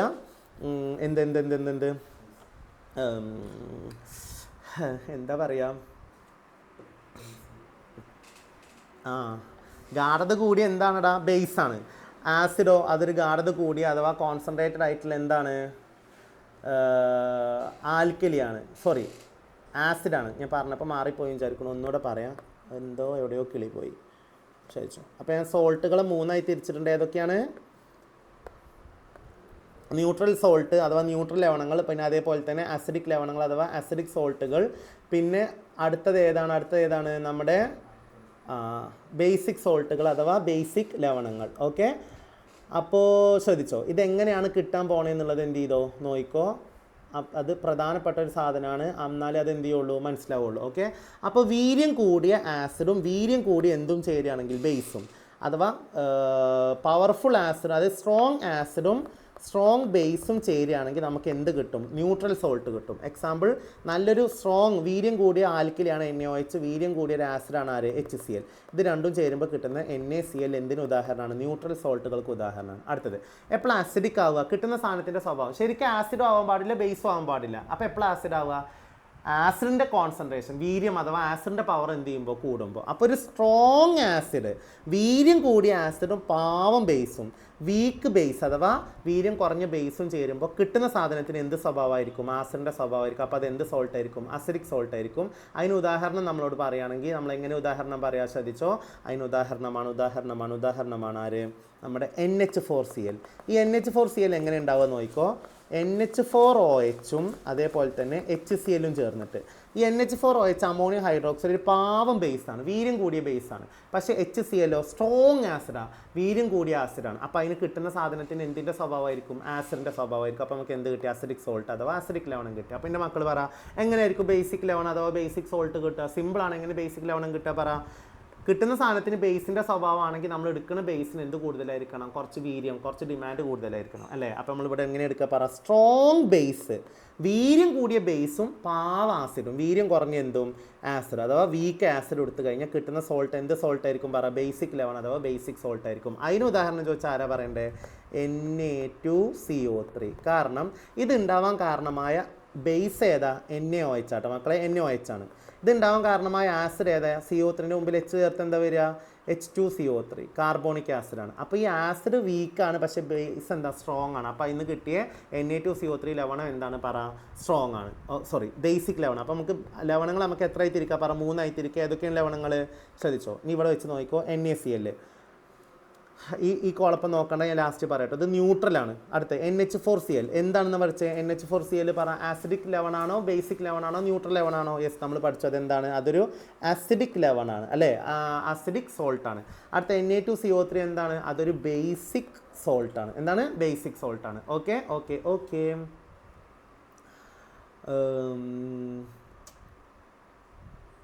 ക്ലിയർ? ഇന്ന് നോക്കിക്കോ. ഇതിൻ്റെ കളർ ഇവിടെ എന്താണ്? ലിറ്റ്മസ് പേപ്പർ മുക്കാണ്. ബ്ലൂ ലിറ്റ്മസും റെഡ് ലിറ്റ്മസും. ആദ്യം അറിയേണ്ട കാര്യം ശ്രദ്ധിച്ചോ. ബ്ലൂ ലിറ്റ്മസ് നമ്മൾ എവിടെ മുക്കണം? കളർ കാണിക്കണമെങ്കിൽ ആസിഡിൽ മുക്കണം. അപ്പോൾ അതെന്ത്? ബ്ലൂവിനെ എന്താക്കി മാറ്റും? റെഡാക്കി മാറ്റും. അതേപോലെ ശ്രദ്ധിച്ചോ. അടുത്തത്, ഓക്കെ, ഞാൻ കളർ ഉപയോഗിച്ചിട്ട് തന്നെ ചെയ്യാം കേട്ടോ. നോക്കിക്കോ. എൻ്റെ കയ്യിൽ ബ്ലൂ ലിറ്റ്മസ് ഉണ്ട്. അത് ഞാൻ എവിടെ മുക്കിയാൽ? ആസിഡിൽ മുക്കിയാൽ അത് എന്ത് കളറായിട്ട് മാറും? റെഡ് കളറായിട്ട് മാറും. അടുത്ത തിരിച്ച് എൻ്റെ കയ്യിൽ റെഡ് ലിറ്റ്മസ് ഉണ്ട്. അതിനെ ഞാൻ എവിടെ മുക്കുന്നേ? പറ. എവിടെ മുക്കുന്നേ?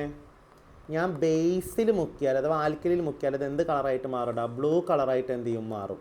ഓക്കെ, ഇത് ഓർമ്മ ഉണ്ട്. അപ്പോൾ ബ്ലൂ റെഡ് ആവുക എവിടെയാണ്? ആസിഡിൽ മുക്കുമ്പോഴാണ്. അതേപോലെ റെഡ് ബ്ലൂ ആവുക എവിടെയാണ്? ബേസിൽ മുക്കുമ്പോഴാണ്. ഓക്കെ, ഇങ്ങോട്ട് നോക്കിക്കോ.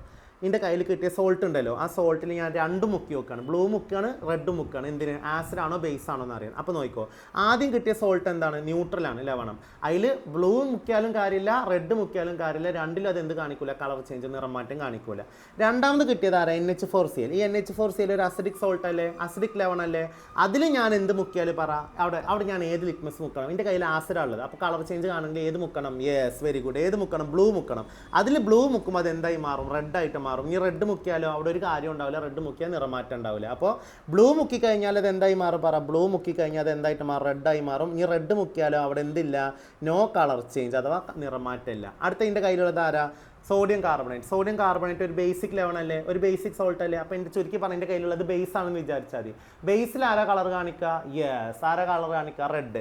റെഡ് കൊണ്ടുപോയിട്ട് ബേസിൽ മുക്കി കഴിഞ്ഞാൽ അത് എന്തായി മാറും? ബ്ലൂ ആയിട്ട് മാറും. അപ്പോൾ ഇവിടെ റെഡ് ബേസിൽ മുക്കിയാൽ അത് എന്തായിട്ട് മാറും? ബ്ലൂ ആയിട്ട് മാറും. ഇനി ബ്ലൂ ബേസിൽ മുക്കിയാലോ ഒരു കളറും ഇല്ല, അവിടെ എന്തില്ല? നിറമാറ്റമില്ല. No colour change. ഓക്കെ അല്ലേ? ഇതാണ് നമുക്ക് ബേസുകളെ കുറിച്ച് പറയാനുള്ളത്. ആൻഡ് ഇതിലെ ലാസ്റ്റ് ടോപ്പിക്കാണ് നമ്മുടെ ഫെർട്ടിലൈസേഴ്സ് അഥവാ വളങ്ങൾ. എന്താ വളങ്ങൾ? പറ. മണ്ണിൽ ഓൾറെഡി എന്തുണ്ട്? മറ്റേ നമ്മുടെ പ്ലാന്റ്സിൻ്റെ ഗ്രോത്തിന് വേണ്ടിയിട്ടുള്ള ന്യൂട്രിയൻസ് ഉണ്ട്. ഓക്കെ, അതായത് പ്രധാനമായിട്ട് വേണ്ട ന്യൂട്രിയൻസ് ആണ് നൈട്രജൻ, ഫോസ്ഫറസ്, പൊട്ടാസ്യം. പിന്നെ ഇതിന് പുറമെ എന്ത് വേണം? ഓക്സിജൻ വേണം, ഹൈഡ്രജൻ വേണം, കാർബൺ വേണം, നൈട്രജൻ വേണം. ഇതൊക്കെ വേണം എന്തിന്? മണ്ണിൻ്റെ പ്ലാന്റ്സിൻ്റെ നോർമൽ ഗ്രോത്തിന് വേണ്ടിയിട്ട്. ഓക്കെ, ഇനി നമ്മൾ ഇതിലുള്ള മണ്ണിലുള്ള ന്യൂട്രിയൻസിനെ അഥവാ മണ്ണിലുള്ള മൂലകങ്ങളെ നമ്മൾ എന്തായിട്ടല്ല ഈ പോഷകങ്ങളെ നമ്മൾ മൂന്നായിട്ട് ഇരിക്കും. ഒന്നാമത്തെ നോക്കിക്കോ, നമ്മൾ ഒന്നാമത്താണ് വന്നില്ല അല്ലേ, സ്വാഭാവിക പോഷകങ്ങൾ, അല്ലെങ്കിൽ നമ്മൾ അതിനെന്ത് വിളിക്കും, നാച്ചുറൽ ന്യൂട്രിയൻസ് വിളിക്കും. ആരൊക്കെയാണ് ഈ നാച്ചുറൽ ന്യൂട്രിയൻസ്? ഇവരാണ് നാച്ചുറൽ ന്യൂട്രിയൻസ്. ആരൊക്കെ? ഓക്സിജന്, ഹൈഡ്രജന്, അതേപോലെ തന്നെ ആരാണ്? കാർബൺ. ആരൊക്കെയാണ്? ഓക്സിജന്, ഹൈഡ്രജന്, കാർബൺ. ഇത് എവിടുന്ന് കിട്ടുക? ഓക്സിജനും ഹൈഡ്രജനും എവിടുന്ന് കിട്ടും? ജലത്തിൽ നിന്ന് കിട്ടും. അതേപോലെ ഓക്സിജനും കാർബണും എവിടുന്ന് കിട്ടും? കാർബൺ ഡൈ ഓക്സൈഡിൽ നിന്ന് കിട്ടും. കാർബൺ ഡൈ ഓക്സൈഡ് എവിടുന്ന് കിട്ടും? അന്തരീക്ഷത്തിൽ നിന്ന്, അറ്റ്മോസ്ഫിയറിൽ നിന്ന് കിട്ടും. ജലം എവിടുന്ന് കിട്ടും? വെള്ളം മണ്ണിൽ നിന്ന് വലിച്ചെടുക്കും. അപ്പോൾ ഈ മൂന്നാളുകളെ വെരി ഇമ്പോർട്ടൻ്റ് ആണ്. ആരൊക്കെയാണ് ആ മൂന്നാളുകൾ? Oxygen, hydrogen, carbon. ഈ മൂന്നാളുകൾ നമ്മൾ വിളിക്കുന്ന പേരാണ് സ്വാഭാവിക പോഷകങ്ങൾ അഥവാ നാച്ചുറൽ ന്യൂട്രിയൻസ്. അതല്ലാണ്ട് ഇതിൽ ഏറ്റവും പ്ലാന്റുകളുടെ ഗ്രോത്തിന്, സസ്യങ്ങളുടെ വളർച്ചയ്ക്ക് ഏറ്റവും ആവശ്യമാണ് മൂന്നെണ്ണം. ഞാൻ ഇതല്ലല്ലോ ആദ്യം, ഇതല്ലേ മൂന്നെണ്ണം എഴുതി. അത്രയും ആവശ്യമാണ്. ആരൊക്കെ പറ? നൈട്രജന് പറ. ആരൊക്കെയാണ്? Nitrogen, phosphorus, potassium. NPK എന്ന് വായിച്ചാൽ മതി കേട്ടോ. ഈ NPK പറ പ്ലാന്റ്സിൻ്റെ വളർച്ചയ്ക്ക്, സസ്യങ്ങളുടെ വളർച്ചയ്ക്ക് അത്രക്കും എന്താണ്? അത്യാവശ്യമാണ്. അതുകൊണ്ട് നമ്മൾ അതിനെ എന്ത് വിളിക്കും?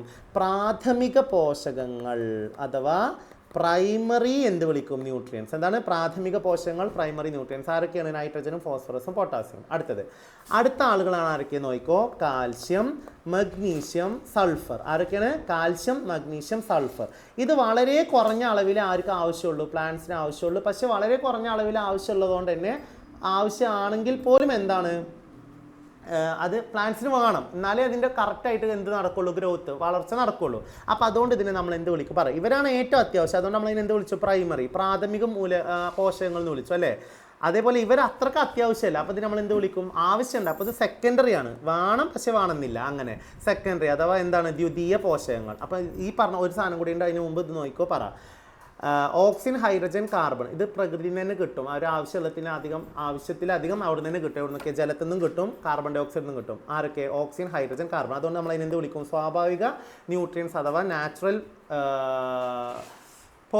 സ്വാഭാവിക പോഷകങ്ങൾ അഥവാ നാച്ചുറൽ ന്യൂട്രിയൻസ് വിളിക്കും. അതേപോലെ തന്നെ അടുത്ത മൂന്നാൾക്കാർ നൈട്രജൻ, ഫോസ്ഫറസ്, പൊട്ടാസ്യം, NPK. ഇവരുടെ പ്രത്യേകത എന്താ? ഇവരാണ് സസ്യങ്ങളുടെ വളർച്ചയ്ക്ക് ഏറ്റവും കൂടുതൽ ആവശ്യം. ഓക്കെ, അപ്പോൾ അതുകൊണ്ട് തന്നെ നമ്മൾ അതിനെന്ത് വിളിക്കും? പ്രൈമറി ന്യൂട്രിയൻസ് അഥവാ എന്ത് വിളിക്കും? പ്രാഥമിക പോഷകങ്ങൾ എന്ന് വിളിക്കും. അടുത്തത് കാൽഷ്യം, മഗ്നീഷ്യം, സൾഫർ. ഇവർ വേണം ചോദിച്ചാൽ വേണം, പക്ഷേ വളരെ കൂടിയ അളവിൽ വേണോ? വേണ്ട, കുറഞ്ഞ അളവിൽ മതി, പക്ഷേ വേണം കേട്ടോ. അതുകൊണ്ട് നമ്മളതിന് എന്ത് വിളിക്കും? സെക്കൻഡറി ന്യൂട്രിയൻസ് അഥവാ ദ്വിതീയ പോഷകങ്ങൾ എന്ന് വിളിക്കും. എന്ത് വിളിക്കും? ദ്വിതീയ പോഷകങ്ങൾ എന്ന് വിളിക്കും. ഓക്കെ അല്ലേ? ഇനി ചില മൂലകങ്ങളുണ്ട്, അത് വളരെ കുറഞ്ഞ അളവിൽ എന്തുള്ളൂ? ആവശ്യമുള്ളൂ. വളരെ കുറഞ്ഞ ഇതിനേക്കാളും കുറഞ്ഞ അളവിൽ ആവശ്യമുള്ളൂ. പക്ഷെ അതും എന്ത് ചെയ്യണം? ആവശ്യമാണ്. അതുകൊണ്ട് നമ്മൾ അതിനെന്ത് വിളിക്കും? സൂക്ഷ്മ പോഷകങ്ങൾ. എന്താ വിളിക്കുക? സൂക്ഷ്മ പോഷകങ്ങൾ അല്ലെങ്കിൽ മൈക്രോ ന്യൂട്രിയൻസ് വിളിക്കുക. അതിന് 2 എക്സാമ്പിൾ തന്നിട്ടുള്ളത് ആരൊക്കെ? ഒന്ന് ഇരുമ്പും, ഒന്ന് മാംഗനീസും. മഗ്നീഷ്യം അല്ല കേട്ടോ, മഗ്നീഷ്യം ഇവിടെ പറഞ്ഞു, ഇത് മാംഗനീസാണ്. അപ്പോൾ 4 കാര്യങ്ങൾ: പ്രാഥമികം അഥവാ ആരൊക്കെയാണ്? പ്രൈമറി, ദ്വിതീയം അഥവാ സെക്കൻഡറി, പിന്നെ ഇപ്പം നമ്മൾ പഠിച്ചു മൈക്രോ അഥവാ സൂക്ഷ്മം, പിന്നെ ആദ്യം നമ്മൾ പഠിച്ചു ഏതാണ്? നമ്മുടെ സ്വാഭാവിക പോഷകങ്ങൾ അഥവാ നാച്ചുറൽ ന്യൂട്രിയൻസ്. ഓക്കെ അല്ലേ? ഇത് ഓർമ്മ ഉണ്ടാവണം. അടുത്തത് എസെൻഷ്യൽ ക്വാളിറ്റീസ് ഓഫ് ഫെർട്ടിലൈസേഴ്സ്. നമ്മുടെ വളങ്ങൾക്ക്, രാസവളങ്ങൾക്ക് ഉണ്ടായിരിക്കേണ്ട ഗുണങ്ങൾ. നമ്മൾ രാസവളങ്ങൾ പൊതുവേ നമ്മൾ ചെറിയ ക്ലാസ്സിൽ പഠിക്കുന്ന രാസവളമാണോ ജൈവവളം, അതായത് ബയോ ഫെർട്ടിലൈസേഴ്സ് ആണോ കെമിക്കൽ ഫെർട്ടിലൈസേഴ്സ് ആണോ നല്ലത്? ഡെഫിനറ്റ്ലി അത് ആരാണ്? ബയോ ഫെർട്ടിലൈസേഴ്സ് ആണ് അഥവാ ജൈവവളങ്ങളാണ് നല്ലത്. കാരണം അത് മണ്ണിനും വെള്ളത്തിനും സസ്യങ്ങൾക്കും മണ്ണിലുള്ള മറ്റ് ജീവികൾ, മൈക്രോ ഓർഗാനിസംസിനൊന്നും എന്ത് വരുത്തൂല? നാശനഷ്ടം വരുത്തൂല. നമ്മൾ പഠിച്ചിട്ടുണ്ട് ഇല്ലേ? പക്ഷെ നമുക്ക് എല്ലായ്പ്പോഴും ഈ ബയോ ഫെർട്ടിലൈസേഴ്സ് അഥവാ നമ്മുടെ ജൈവവളങ്ങൾ മാത്രം ഉപയോഗിച്ച് കൃഷി മെച്ചപ്പെടുത്താൻ കഴിയില്ല. അപ്പോൾ നമ്മൾ അത്യാവശ്യ സാഹചര്യങ്ങളിൽ എന്ത് ഉപയോഗിക്കേണ്ടി വരും? രാസവളങ്ങൾ ഉപയോഗിക്കേണ്ടി വരും. അപ്പോൾ അതിനൊക്കെ ഒരുപാട് ഓൾട്ടർനേറ്റീവ്സ്, അതിന് മറ്റു പല മെത്തേഡുകളും ഉണ്ട് രാസവളങ്ങൾ ഒഴിവാക്കാൻ വേണ്ടിയിട്ട്. അപ്പോൾ നമ്മൾ ടെക്സ്റ്റിൽ തന്ന സാധനം ഇതുകൊണ്ട് നമ്മൾ പഠിക്കണം. നമ്മൾ അതിനൊരിക്കലും പ്രൊമോട്ട് ചെയ്യാൻ പാടില്ല. നമ്മൾ ആവശ്യത്തിന് വേണ്ടി നമുക്ക് കുറേ കിട്ടണം വേണ്ടിയിട്ട് ഇന്ന് നമ്മൾ ഗ്രീഡി ആക്രാന്തത്തോടു കൂടി പെരുമാറി കഴിഞ്ഞാൽ നമ്മൾ വരാൻ പോകുന്ന തലമുറക്ക് ഒന്നും കിട്ടൂല മണ്ണിൽ നിന്ന്. ഓക്കെ, അപ്പോൾ മണ്ണും വെള്ളവും വായും ഇതില്ലാണ്ട് നമുക്ക് എന്ത് ചെയ്യാൻ കഴിയൂല? ജീവിക്കാൻ വേണ്ടിയിട്ട് എന്ത് ചെയ്യൂല? കഴിയൂല. അപ്പോൾ ഓക്കെ അല്ലേ? അപ്പോൾ ശ്രദ്ധിച്ചോ, രാസവളങ്ങൾക്ക് ഉണ്ടായിരിക്കേണ്ട ഗുണങ്ങളാണ് പറയുന്നത്, അഥവാ എസെൻഷ്യൽ ക്വാളിറ്റീസ് ഓഫ് ഫെർട്ടിലൈസേഴ്സ്. ഒന്നാമത്തെ എന്താടാ? ഈ പറഞ്ഞ പോലെ തന്നെ ഇത് മണ്ണിൽ നമ്മൾ ഇപ്പം ഞാനൊരു വളം ഉപയോഗിക്കുകയാണ്. ഓക്കെ, ഇതിൻ്റെ വളത്തിൻ്റെ പേരാണ് ഇക്കവളങ്ങൾ. ഓക്കെ, അപ്പോൾ ഈ ഇക്ക വളങ്ങളിൽ ആരുണ്ട്?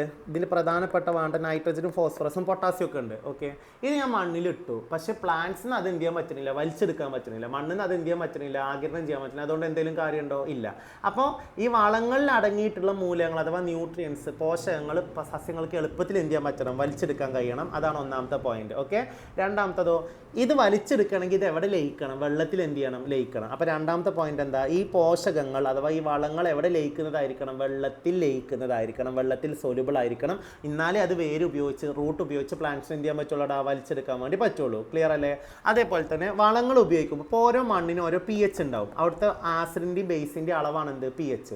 ചില മണ്ണിൽ pH കൂടണം, അപ്പോഴേ ചില കൃഷികൾ അവിടെ ചെയ്യാൻ പറ്റുള്ളൂ. ചില മണ്ണിന് pH കുറയണം, അപ്പോഴേ വേറെ ചില കൃഷികൾ അവിടെ ചെയ്യാം. അതുകൊണ്ടാണ് നമ്മുടെ ഇന്ത്യയിൽ തന്നെ എല്ലാ ഭാഗത്തും എല്ലാ കൃഷികളും എന്ത് ചെയ്യാൻ പറ്റാത്ത ഓരോ മണ്ണിനും അനുയോജ്യമായ വിളകളെ ഓരോ സ്ഥലത്തും ചെയ്യാൻ പറ്റുള്ളൂ. ഓക്കെ, അപ്പോൾ നമ്മൾ ചിലപ്പോൾ ഇപ്പോൾ നമുക്ക് ഇവിടെ ഗോതമ്പ് ഉണ്ടാക്കണം വിചാരിക്കും. അപ്പോൾ നമ്മളതിൻ്റെ മണ്ണിൻ്റെ pH മാറ്റേണ്ടി വരും. അപ്പോൾ നമ്മളതിന് വളങ്ങൾ ഉപയോഗിക്കേണ്ടി വരും. പക്ഷേ ഒരു പരിധിക്കപ്പുറം pH മാറ്റി കഴിഞ്ഞാൽ എന്താ സംഭവിക്കുക? പിന്നെ അവിടെ വേറൊന്നും നമുക്ക് കൃഷി ചെയ്യാൻ പറ്റില്ല. ആകെ ഗോതമ്പ് ഉണ്ടാക്കി ചപ്പാത്തി ചുട്ടി ഇരിക്കേണ്ടി വരും. ഓക്കെ, അപ്പോൾ രാസവളങ്ങൾ ഉപയോഗിക്കുന്ന സമയത്ത് മണ്ണിൻ്റെ pH മാറും. പക്ഷേ ഒരു പരിധിക്കപ്പുറം, ഒരു ലിമിറ്റിനപ്പുറം pH എന്ത് ചെയ്യാൻ പാടില്ല, മാറാൻ വേണ്ടിയിട്ട് പാടില്ല. അതേപോലെ തന്നെ ശ്രദ്ധിച്ചോ, മണ്ണിനകത്ത് ഉള്ള സൂക്ഷ്മജീവികൾ, മൈക്രോ ഓർഗാനിസംസ്, ഇതിനൊന്നും എന്ത് ചെയ്യാൻ പാടില്ല, നശിപ്പിക്കാൻ പാടില്ല.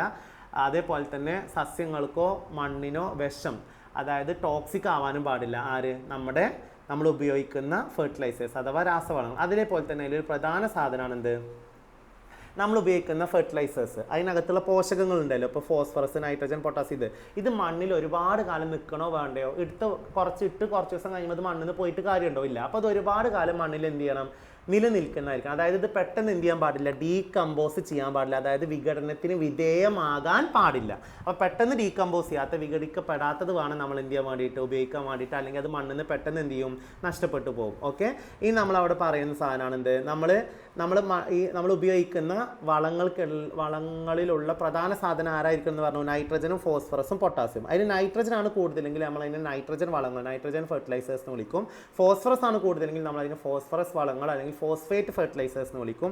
പൊട്ടാസ്യം ആണ് കൂടുതലെങ്കിൽ നമ്മൾ അതിന് പൊട്ടാഷ് അഥവാ നമ്മൾ എന്ത് വിളിക്കും, പൊട്ടാഷ് വളങ്ങൾ അല്ലെങ്കിൽ പൊട്ടാഷ് ഫെർട്ടിലൈസേഴ്സ് എന്ന് എന്ത് ചെയ്യും, വിളിക്കും. ക്ലിയർ അല്ലേ?